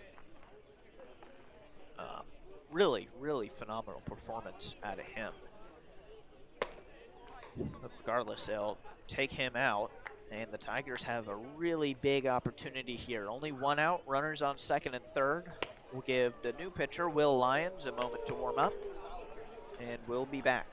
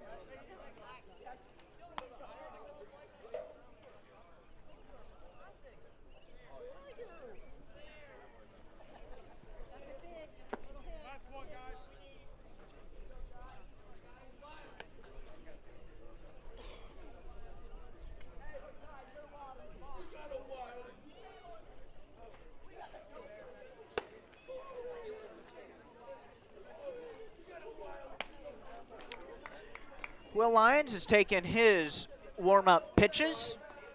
He'll inherit one out, but also runners on second and third. There's two in scoring position for Kai Litchfield. And the second runner being the tying run.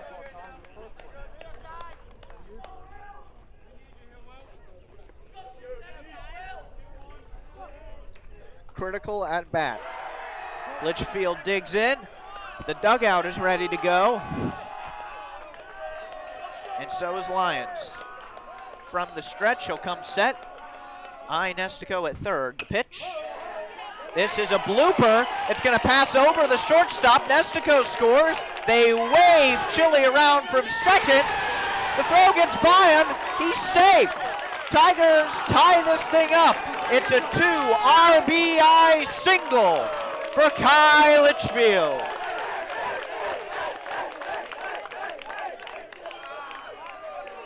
Great piece of hitting. Whole infield was moved in, and it was a blooper that on a normal play would have been caught, but it manages to get over Levi Case's head simply because the infield was moved in for the play at the plate.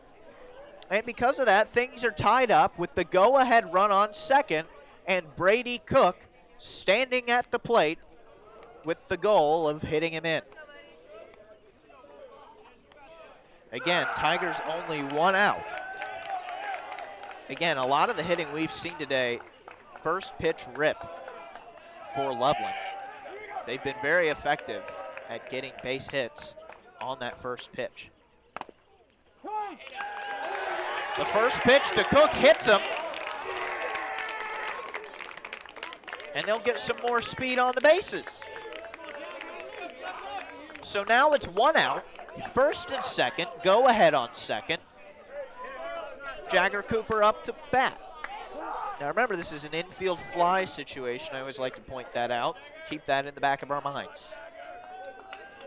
But the biggest thing, the thing in the front of our head right now, is Kai Litchfield, the go-ahead run on second base. This is a pop fly. It's weak pop fly to left center. Center fielder's under it. He makes the catch. And now we have 2 outs in the bottom of the 7th. Regardless, things are tied up. Tigers can't get a run here. Oh joy, we're going to go to extras. So now the second baseman, Landon Patton, steps in. The go-ahead on second, and Kai Litchfield. The goal of getting him around.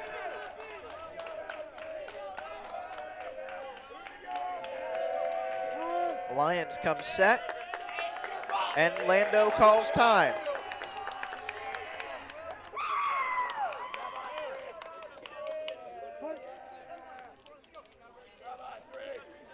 Lando digs back in, readies. Pitch from Lions was low and inside. It's now 1-0.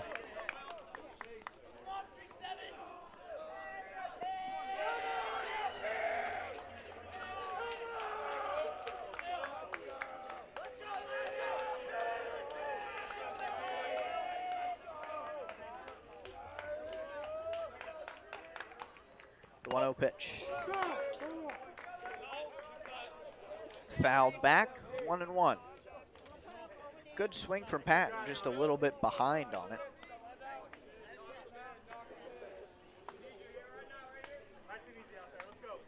Tricky thing with 2 outs is just putting the ball in play simply isn't enough. You need to get on base some way, shape, or form. So the 1-1 to Landon Patton. Swung on and missed. It was an off speed. Not quite able to get a hold of it. Now 1-2 to Lando.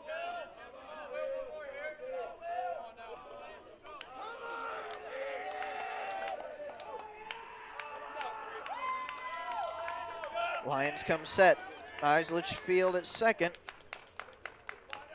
Looks at him again. He fires.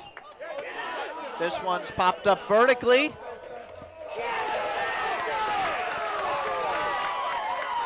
In play, and it's caught by the catcher, Cannon Connor. But the Tigers have a new life. We go, I can't believe I'm saying this, to the top of the 8th on the Tigers Broadcast Network.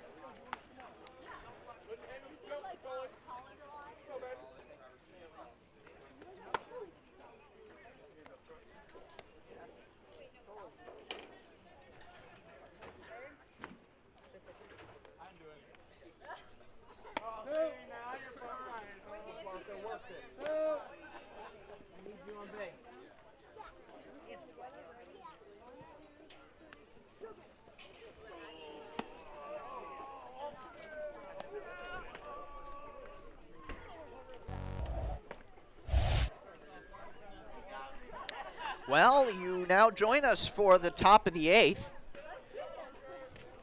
Phenomenal offensive bout by the Tigers in the bottom of the 7th, forces extras.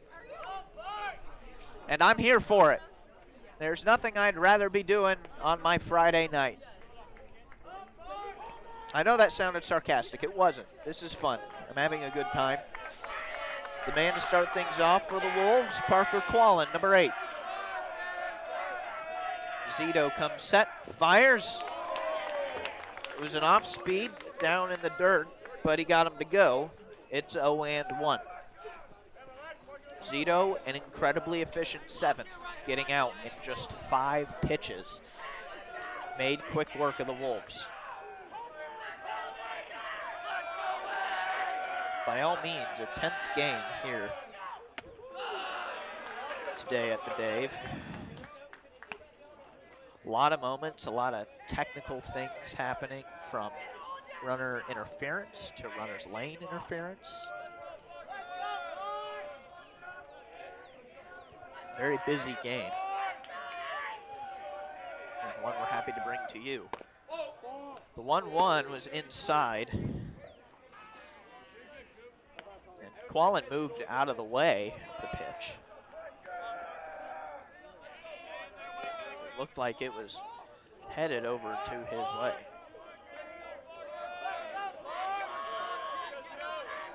Two and one. That one was up and away. It's now 3-1 to Parker Quallen.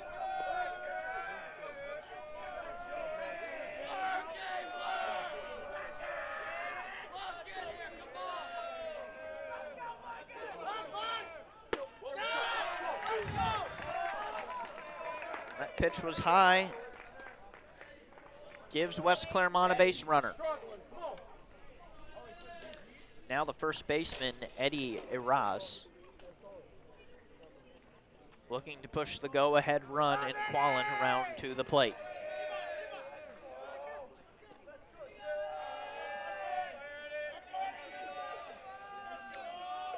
Zito comes set, fires. That pitch was off the outside corner. Has struggled yet to find the zone here in the 8th. A lot of pressure, not an easy spot to pitch in.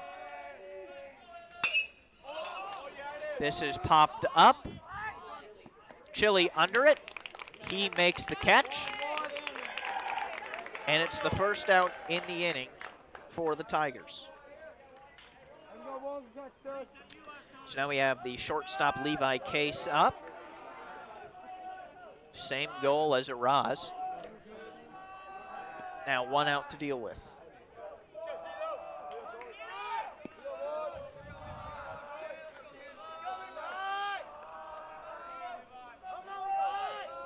the 1-1, or excuse me, the first pitch called strike on the curveball. Same pitch Wallen had such great success with earlier in the game.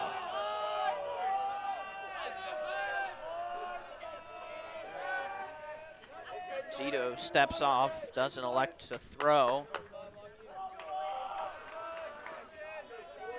Quallen would have been back regardless, not taking a huge lead over at first. Now the 0-1. Swung on and missed. It's now 0-2 to the shortstop Case.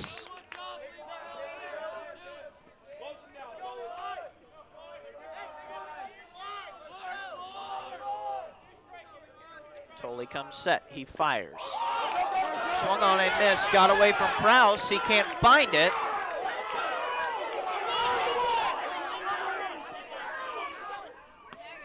The runner is out because first base was occupied. It'll go down as a steal for Quallen. He moves over to second.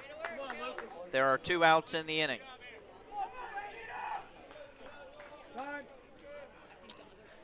Catcher Krause will call time. He'll go speak with Zito.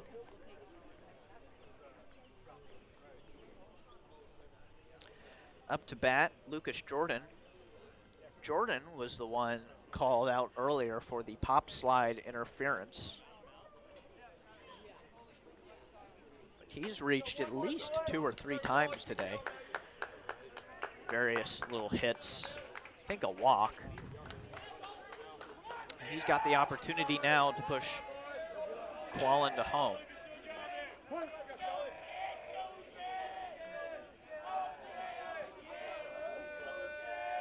Zito fires.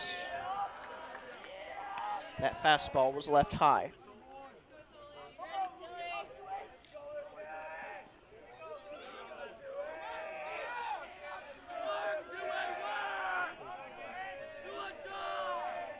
Now the 1-0. This is popped, foul, and out of play. 1-1.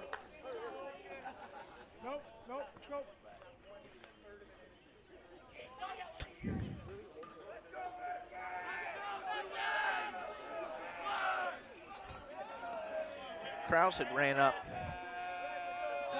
for a meeting with Zito. The umpire said, no. You only get 1 defensive visit an inning. This is hit over to the shortstop, Kellen Sprinkles. He throws over to first. They make the play. Zito able to retire the side. 1, 2, 3, 4. Now we go to the bottom of the 8th. Tigers look to finish this thing up on the Tigers Broadcast Network.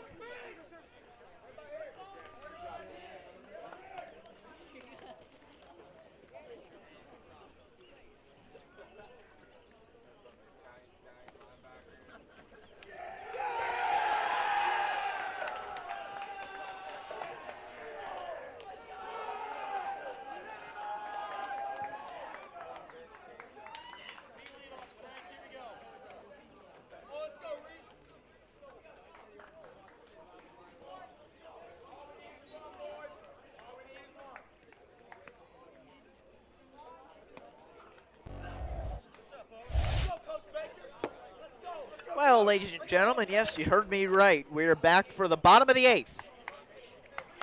Tigers had a triumphant comeback in the bottom of the 7th to tie things up. And Zito has pitched dimes so far, retiring in the 7th the Wolves 1, 2, 3 on 5 pitches, and then retiring them in the top of the 8th 1, 2, 3, 4 on only 10. Tigers look to finish this thing up, and the man starting it all is the shortstop Kellen Sprinkles that brought the last inning to an end.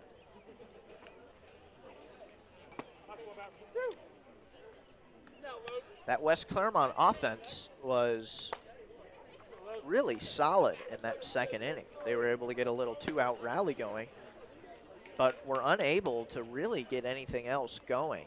And there was an error in the left field that allowed the bottom of the 7th to progress for Loveland. A very, very close ball game tonight here at the Dave. Quick update before we get started here. 8-3 for the big boys, the varsity team down at West Clermont there in the top of the 7th. Looking promising for them. Back here, Tigers looking to seal the deal. Kellen Sprinkles up to bat. Sprinkles is ready, Lyons fires. And the first pitch, breaking ball that doesn't find the zone. Tigers dugout is really coming alive. They had a pre-inning meeting with both Baker and Steiny, and it seems to go over quite well. Enthusiastic calls from the dugout. The pitch.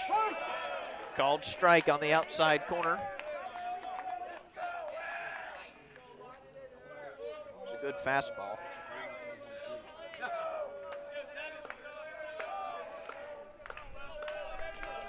Now the 1-1 Sprinkles. That one was low in the zone. It'll be 2-1.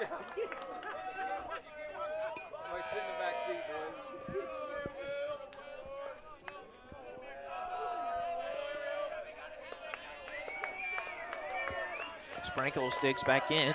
He's ready. Lyons delivers. Now 3-1.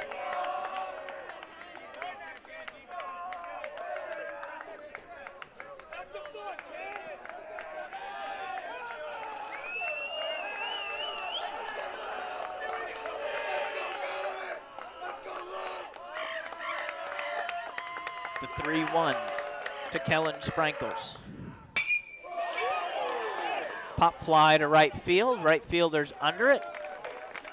And he'll make the catch. It'll be the first out of the inning.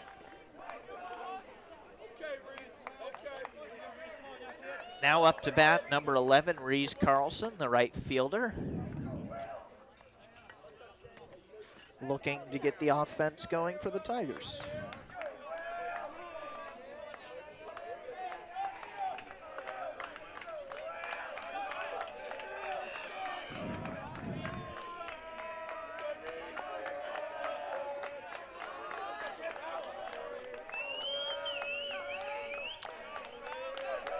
First pitch to Carlson is a strike on the outside corner.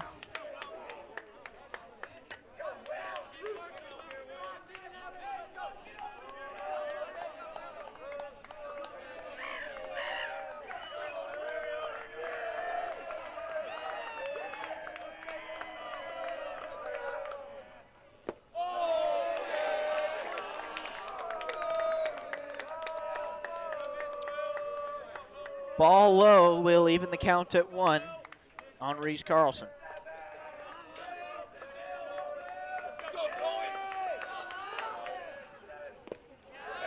One pitch is swung on. It's now 1-2.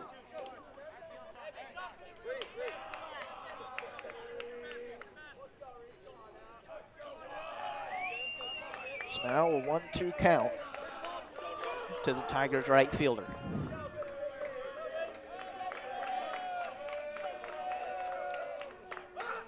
The pitch. It's a breaking ball that went into the dirt. Now 2-2.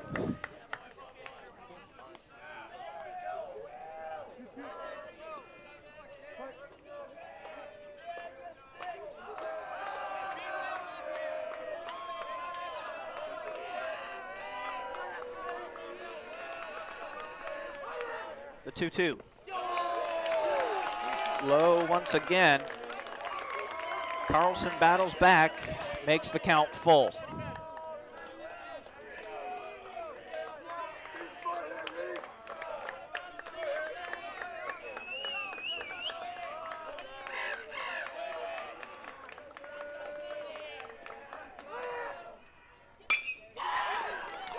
One line drive over the shortstop's head. It'll be a single for Reese Carlson.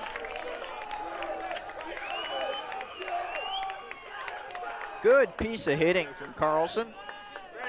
Took a fastball on the outside of the plate, stepped into it, That earns the Tigers a hit.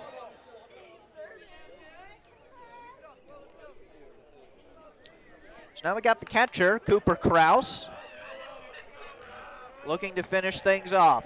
The go-ahead run on first. Lyons takes his sign.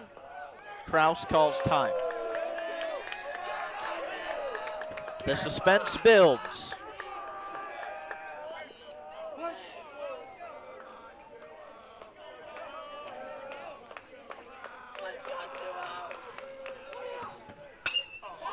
First pitch Kraus sees.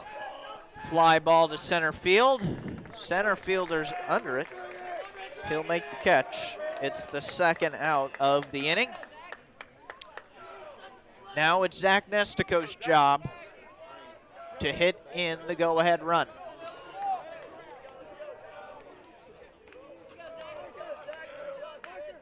There's a good amount of speed on first in Reese Carlson. As Joey noted, a strongly hit double could be enough to finish this thing off. Lyons comes set, fires back over to first. Carlson is there. Can be dangerous to throw over in such a scenario like that because that ball gets behind your first baseman. You've now got a runner in scoring position. First pitch to Nestico is low. It'll be 1-0.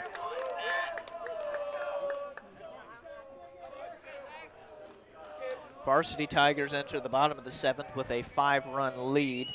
It's up to Ryland Litchfield to finish things off over there. Back here, all up to Nestico. Swung on and missed, unable to get a hold of that breaking ball. It's now 1-1.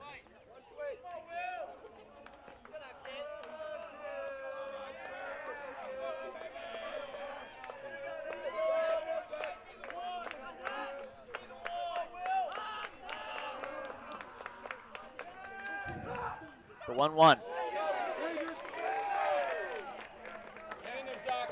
It's a breaking ball that got Nestico to offer. It's 1-2.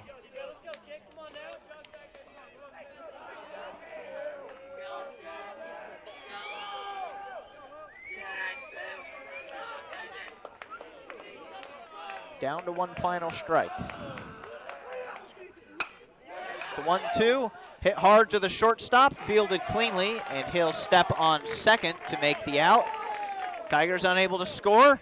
And now, frankly, our main opponent isn't West Clermont. It's the sun, and it's setting quickly.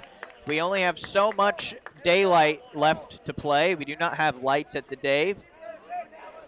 Of course, this is a decision left to the officiating crew. So it's all up to the ninth inning. We will be back for that in just a moment.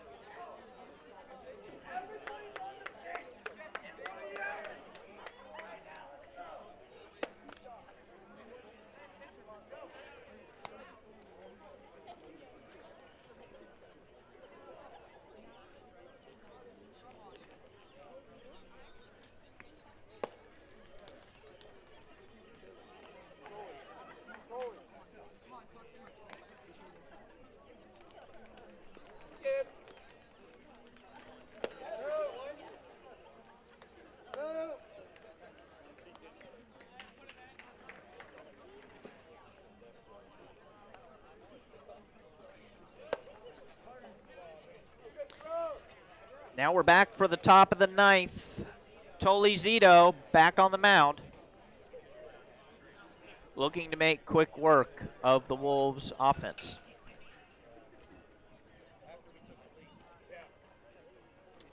Like I said earlier, main opponent now is daylight. We only got so much of it left. Might be able to squeeze this inning out, maybe another. But after that, it's all up in the air.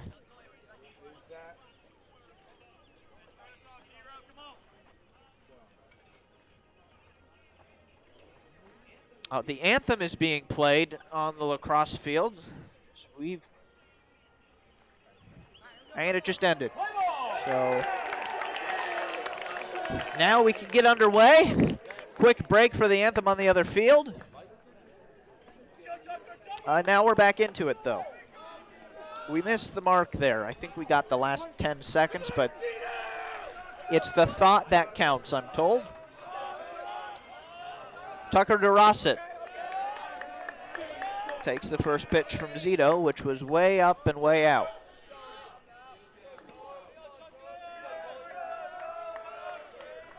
DeRosset is ready. Zito comes set. Pitch. Breaking ball right on that outside corner. Phenomenal pitch from Zito.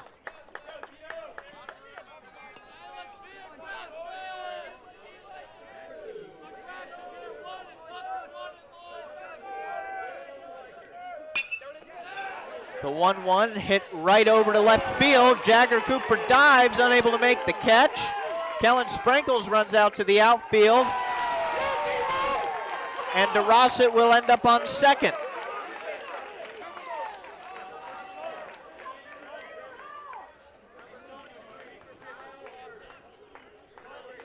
And now we have a pinch hitter. It's like number 3 for West Clermont.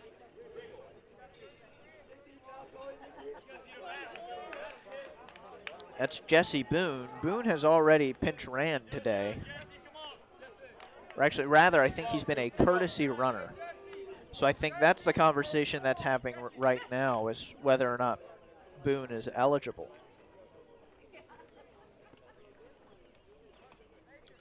I think the plate official will speak with the field official on the legality of it. I think that is the issue. Boone has served as a courtesy runner before, and I do not know substitution rules very well. That is Rule 3 of our rule book.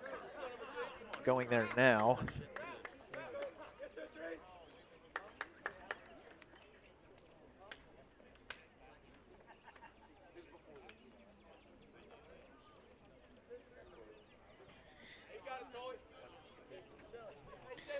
I'm not quick enough with this rule book to be able to find anything on it right now.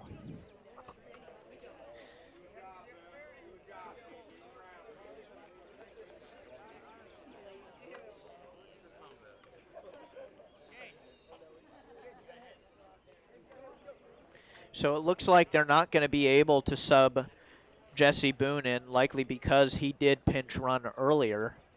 I believe the way this works is if you are subbed in, you are, and then brought out once again, you're ineligible for re-entry. I don't know the rules on this, I'll be completely honest, and I don't have enough time to dig through Rule 3 right now. I'll go back later and look at it, but I do not know substitution rule well enough. My only guess was that he was ineligible to return, so we will get Gage Schur in his place. No outs, and the go-ahead on second. The 1-1. So breaking ball called strike.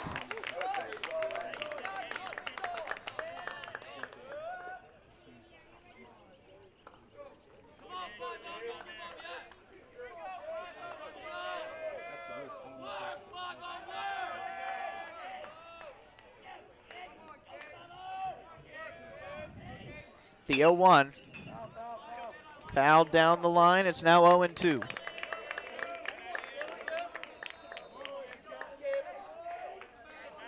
Oh, and 2.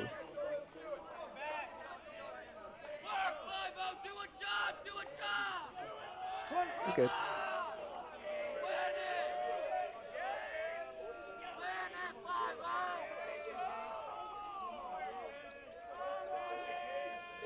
The 0-2 now to Share.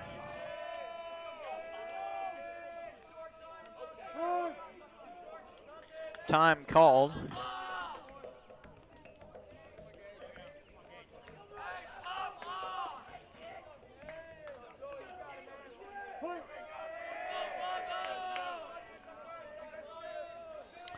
We'll try the 0-2 once again. A pitch. Was up and in. Now 1-2.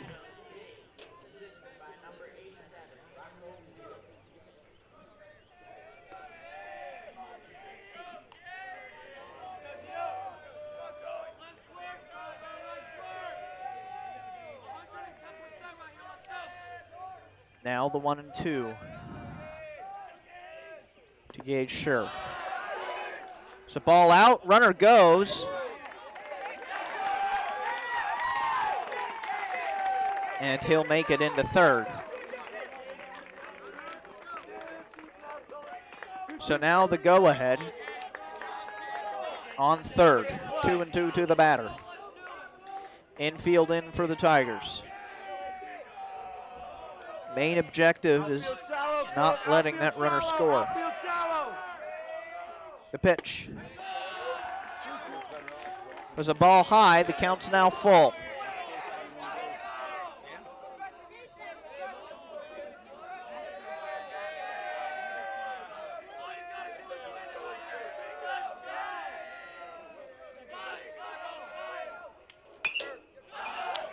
Three twos fouled out of play.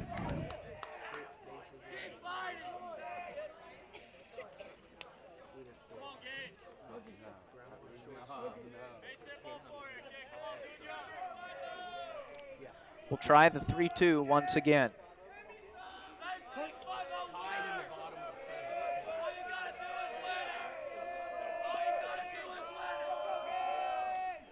The pitch.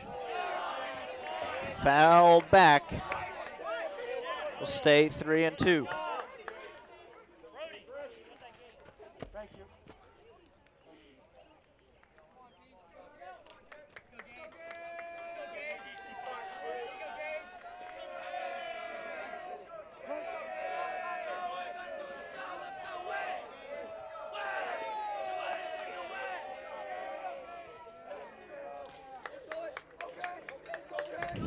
Zito steps off.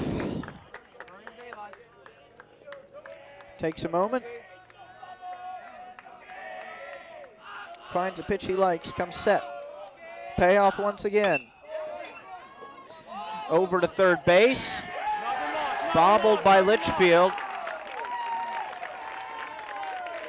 Scher will get on, but regardless, I'm not sure if the play at first would have been the play to be made. Nothing lost. It's nothing lost.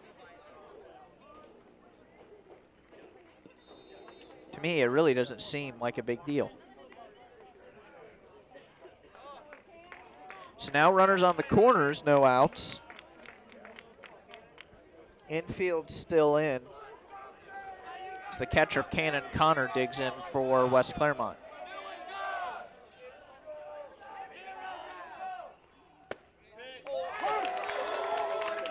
He takes a breaking ball for a called strike.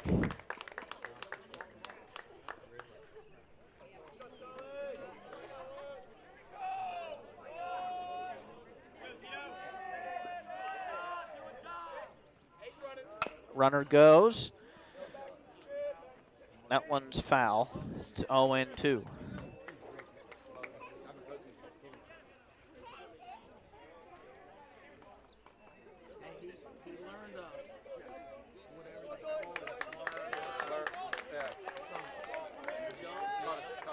Precarious situation here for the Tigers. Runners on the corners. No outs. Runner goes. Ignored, rightfully so. To ball up. Be 1-2. It can be really difficult to ignore a runner like Scher running first to second. And the goal of that is to get the pitcher frazzled and throw away and then have a run or two score potentially. Good job by Zito for ignoring. 1-2 is fouled back.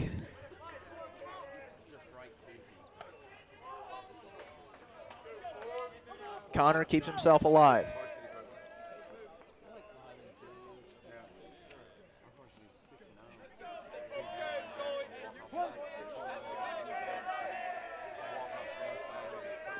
So now it's 1-2. to the West Clermont catcher. This is popped towards shallow center. Catch is made. Throw towards the plate. And it's the first out of the inning. No run attempted by the Wolves. They likely would have gotten away with it. Throw from center field was high. Good job, coach. But regardless, 1 out achieved for Loveland. No runners move. Now the leadoff and the starting pitcher, Tyler DiPuccio, number 49, up to bat.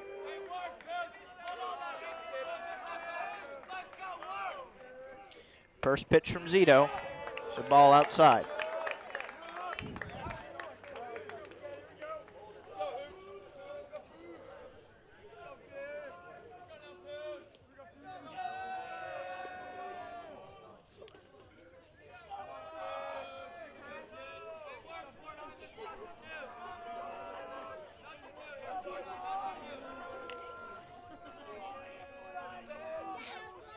The 1-0. There's that breaking ball down the middle for a called strike.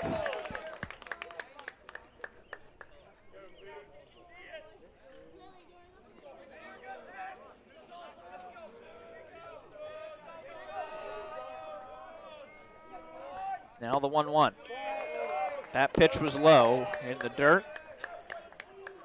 2-1. Now to DiPuccio.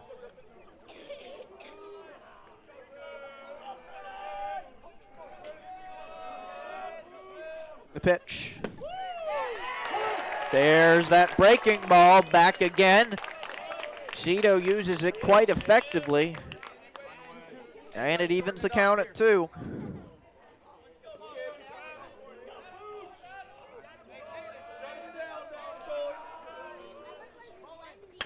Two-two pitch. This is hit out to right field. Carlson under it, makes the catch. There's going to be a play at the plate. Relay not quick enough. Run will score for West Clermont. It's a sacrifice fly for DiPuccio.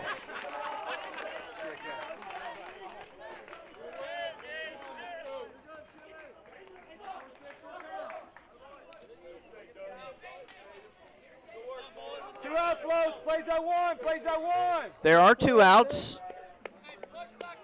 Additional run now on third for West Clermont. And the batter, Caden Bullens.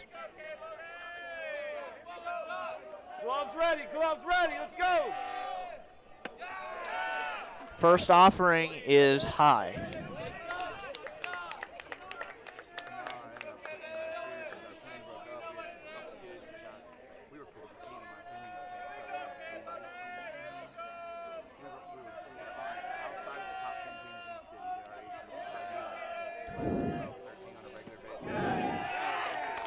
And the 1-0 hit him.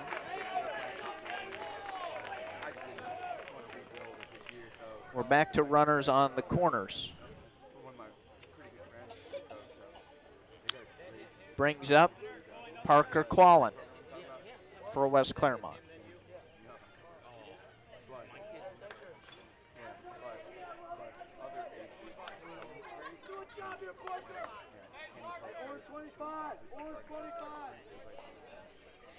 Play being called by Kraus, and Tigers will walk away with an 8-7 victory in Batavia. Went in to the 7th, bottom of the 7th, with a 5-run lead, and that was cut down to only 1.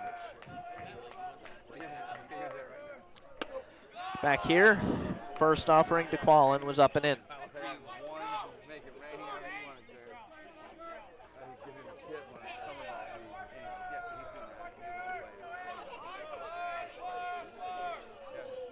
The 1-0. It's a ball low, blocked by Kraus, expertly so. And it's now a 2-0 count to Quayler.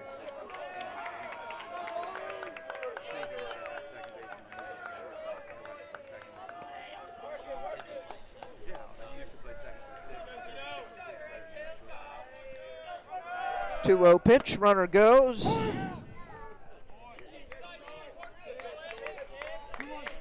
Called strike on the pitch, and once again, we have runners on second and third for West Clermont.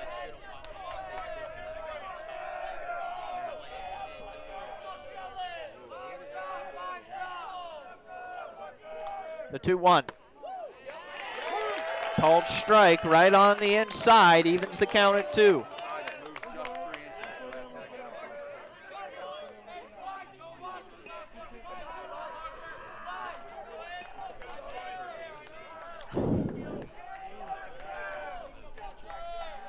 Two-two pitch. It's a breaking ball on the outside, almost offered on, but he held back.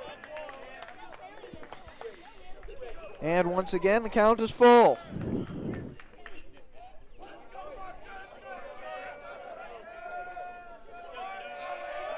Three-two pitch. Fouled away. We'll have to try it once again. West Clermont has done an amazing job of extending the top of the ninth.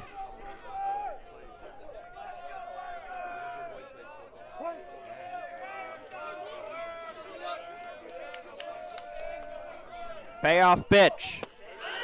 It was that off-speed pitch that's worked for Zito so well. Called strike 3. If the Tigers want to stay in it, they're really going to have to turn the offense on. Tigers need 1 to keep it going and 2 to win it. We'll be back for the bottom of the ninth in just a moment.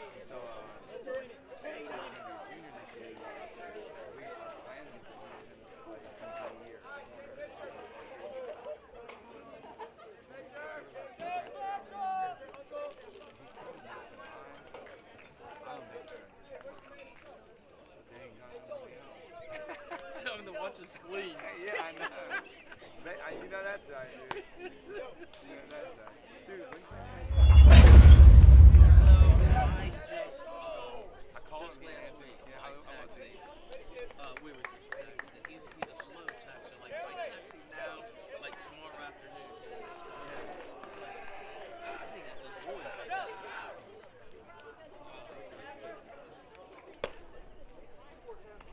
Two more balls in. He'll be like, who's that?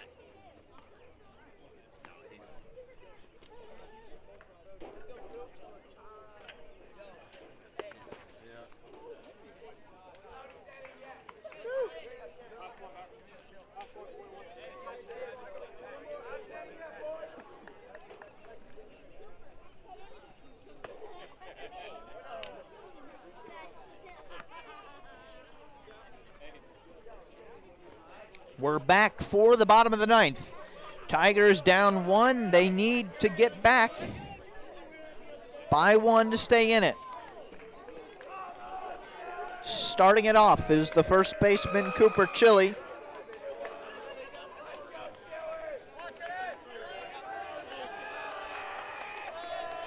Tigers need a base runner. Pitcher Will Lyons takes his sign, comes set from the stretch. And he'll deliver his first offering to Chili, which is a called strike. Just on the outside of the plate.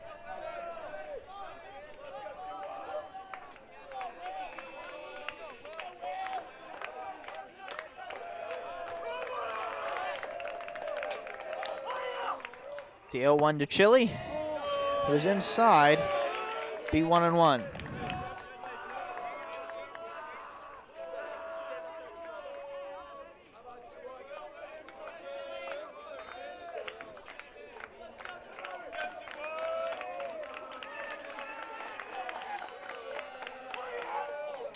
One now.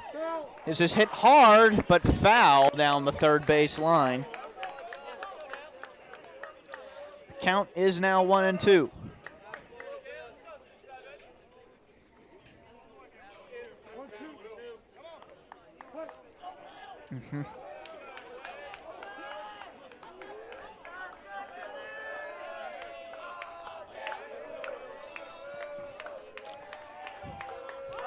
1-2 pitch to Chili.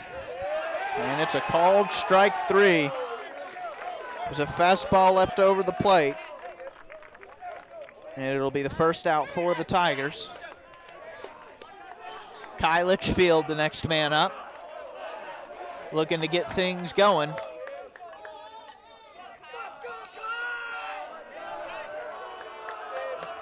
He steps in. Lyons comes set. He fires. And the first pitch is a fastball outside.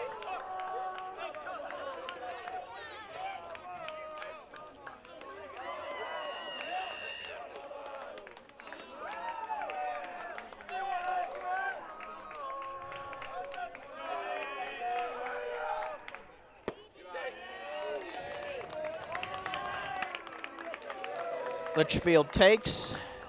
2-0 to him.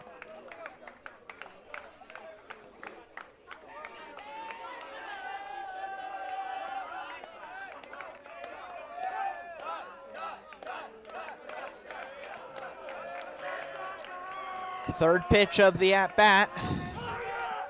Lyons fires. This is hit over to the third baseman. It's bobbled. Litchfield over to first. He'll be in time.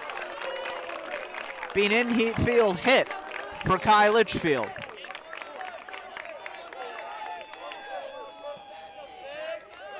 Tigers have the tying run on first with the center fielder, number 6, Brady Cook, up to bat.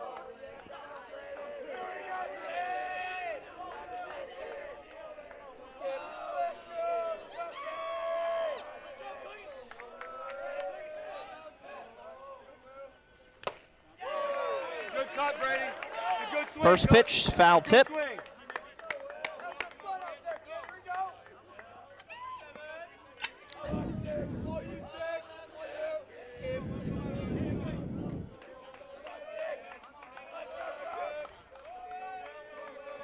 Lyons comes set. Fires. Well low, make it 1-1.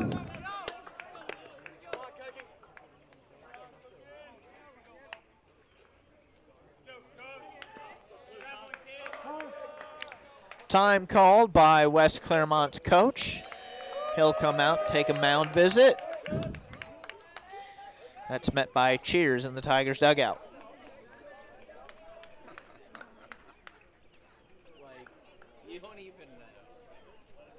No doubt a conversation over some strategy to try and get West Clermont through the inning.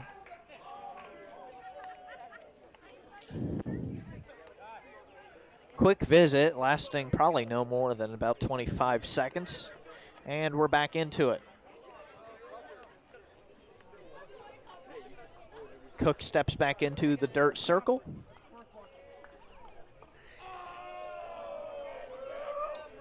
And with the 1-1 count, his task is to get Kai Litchfield back around to the plate.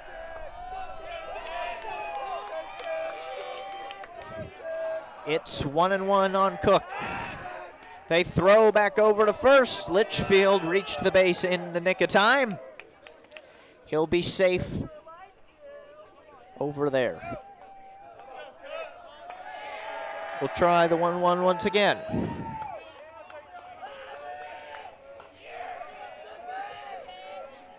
A pitch. Runner goes. Ball was low in the dirt. Catcher unable to get a hold on it. Tying run now moves into scoring position with a 2-1 count to Brady Cook.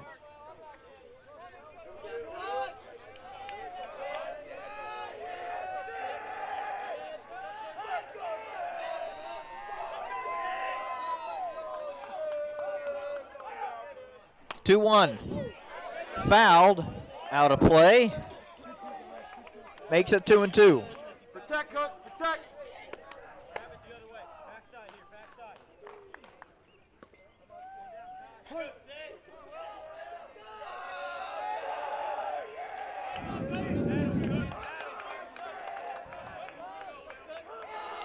2-2 pitch to the Tigers center fielder. It hits him. It was up and in. And it gives first and second now for the Tigers. All for the left fielder, Jagger Cooper. And it looks like second mound visit of the inning for the West Clermont JV head coach. And they're going to make a pitching change. Going to bring in number 7, Gavin Ferguson.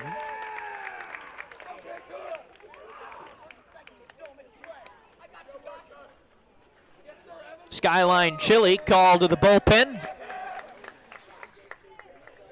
I only said that because I'm getting hungry. It's 7:43, and I thought I'd be home by now. Gonna let Ferguson take a few pitches. And for me to do my job effectively, I need a quick restroom break. So I'm gonna give that a shot.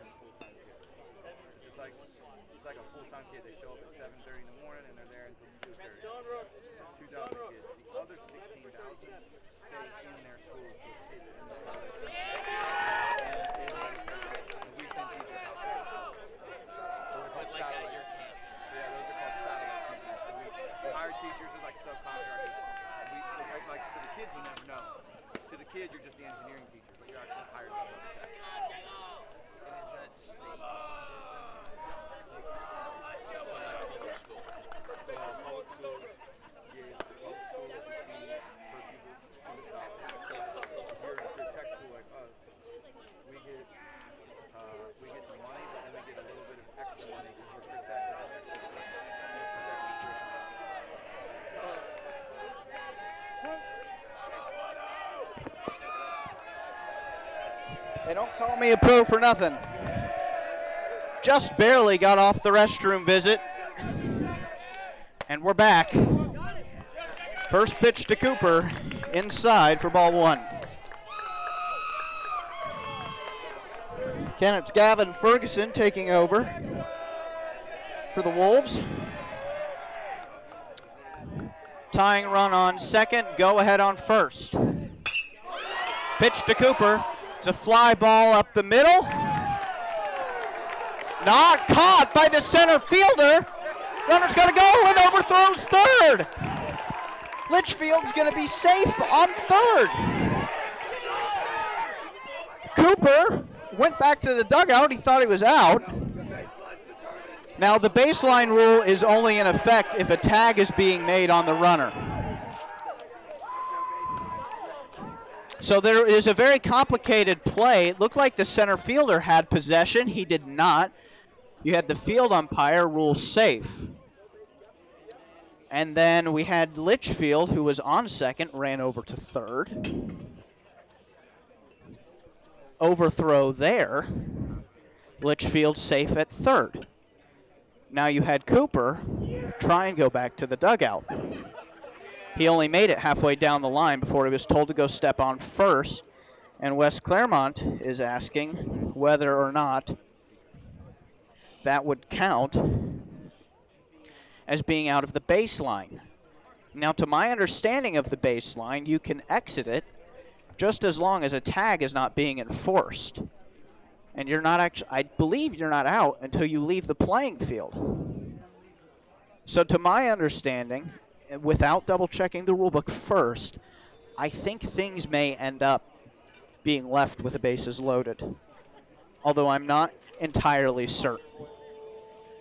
Just to recap, it was a blooper to center field, which the center fielder was unable to grab. runners on the bases stayed put. So there's a frantic play over at third to catch Litchfield. And that throw was well over the third fielder's head. But the batter runner, Cooper, thought he had been retired and started to make his way back to the dugout. So the question is, now he did make it safely back to first. So is Cooper out for returning or trying to return to the dugout? That is the question. And they're going to keep him at first.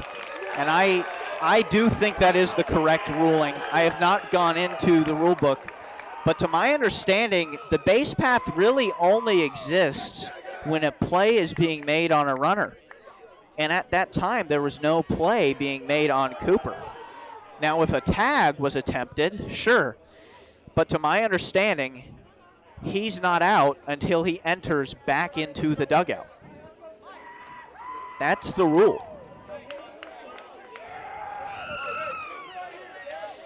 So what we have is bases loaded, the tying run on third, the go-ahead on second, and the second baseman, Landon Patton, up to bat. And Joey, the scoreboard operator, needs to use the restroom.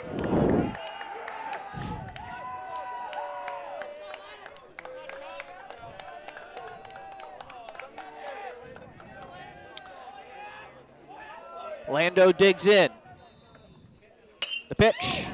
This is hit. It's a little blooper to left field. It gets down. Litchfield's in for third. He'll score. Play at the plate. He's safe. It's a walk-off RBI single for Landon Patton. That gives the Tigers the edge over West Clermont in 9. Whew. An incredible game all around. A lot of things happening. A lot of good things, a lot of bad things. I'll need a moment to collect my thoughts, to give a little post game. But the JV Tigers walk this thing off in the bottom of the 9th.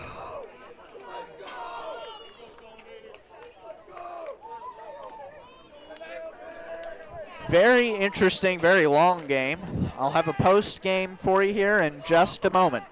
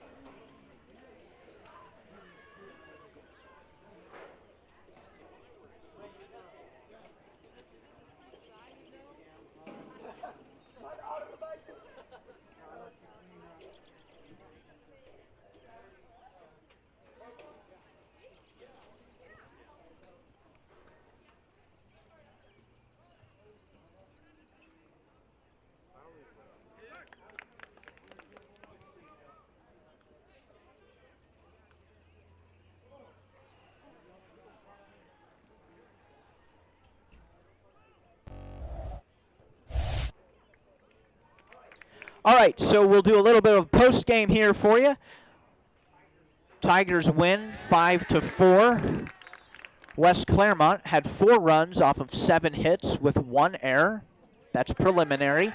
And the Tigers had 5 runs off of 7 hits with 4 errors. And of course, in 9 innings, this game went back and forth, and then back and forth, and then back and forth again. West Clermont's most productive offensive inning occurred in the second, where they were able to get together for a 2-out rally to get 3 up on the Tigers. Tigers responded in the bottom of the first with 1 hit, or with a couple hits and a run. That inning started with a leadoff double from Zach Nestico that got the bench up and going. But after that, there was a long scoring drought, and the score remained 3-1. Partly in credit to Max Wallen and his pitching. He did a really good job not letting that second inning shake him up very much, and he pitched a flawless following 6. And then we had Toli Zito come in the 7th and really take care of things. Tigers were unable to score following the second inning all the way up until the 7th when they scored again, and that's partly because of Tyler DiPuccio and the work that he put in on the West Clermont side. He really did a phenomenal job of keeping the Tigers' offense at bay. Of course, until the bottom of the 7th, Tigers were able to rally and score 2 to tie things, or actually to go ahead. To tie things up and force us into the 8th. Sorry, I got some mental math confusion there. Scored 2 in the bottom of the 7th, tie things at 3. Pushed the 8th. Zito pitched a dime, and then they had Will Lyons come in, pitched a dime as well for West Clermont. We went 1-2-3 and then 1-2-3-4 in those innings. Then at the 9th, Zito faltered slightly, had about a 30-pitch inning, and West Clermont managed to score 1. And then the Tigers got up to bat, and they were able to rally. They took advantage of a couple errors from West Clermont that allowed them to load the bases with only 1 out. And then, of course, what you just saw, Landon Patton with the 2 RBI single to end the game. A lot of things happened this game. Early on, we had a runner's lane interference call against West Clermont. That was not a huge deal, but just something. We had a lot of close plays in the field. We had a steal at second that didn't go Loveland's way. That was pretty close. Although I thought it was a good call given the circumstances. There was also, I believe, a close play at third. And then, of course, we had the interference at second with the pop-up slide. That was another big call, which we went over the rule book on that. And I think most of the stuff we saw tonight was technically correct if you go read the rule book. And it makes it difficult sometimes for spectators and fans, players and coaches among themselves, because there are so many different rule books of baseball, and the high school one is very different from the professional one. And certain calls in high school have certain criteria that is drastically different from the criteria in pro ball. And we saw 2 of those plays today happen. And then very recently, just here in the bottom of the 9th, we had the short fly ball to center field that was dropped and allowed Cooper to stay on first. And the question of whether or not he had abandoned the base path or not, it was determined he hadn't. And again, I believe that would be seconded by the rule book, although that is something I'd like to go back and look at. Regardless, Tigers took care of business. There's a couple things to work on. Need to get that offense going a little bit earlier and really focus in on those defensive errors. Those accounted for at least 2 of those runs. Errors both sides. That is kind of JV baseball. But it's the first time we've really seen this JV team fight for a win. Of course, they did that 26-25 game, but there was a lot going on there. Total game time, just over 3 hours. They played 9 innings. This was a pro ball game, basically. They should be proud of themselves. It's a good boost into the weekend, but they'll really need to focus for that Monday game. because this West Clermont team is going to want revenge. That's about all I have note-wise. Just crazy game, crazy way to start the weekend off. And if anybody is watching, just want to say thank you. Thank you for sticking with me. I hope you have a wonderful weekend, and maybe, I don't know, say hi to someone you haven't to in a while. They'll appreciate it. That's all I have for you tonight from the Dave. My name is Ryan. Have a wonderful night.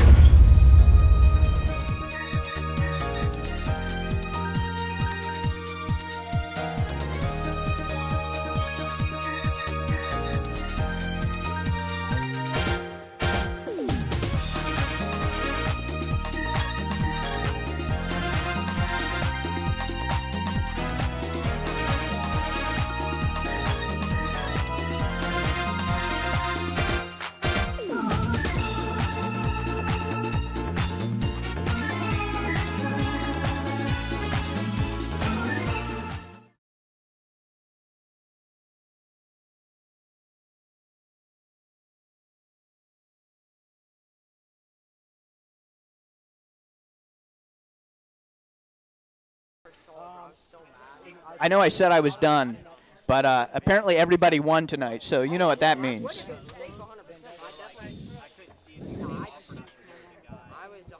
Little program sweep today. Little program sweep against West Clermont.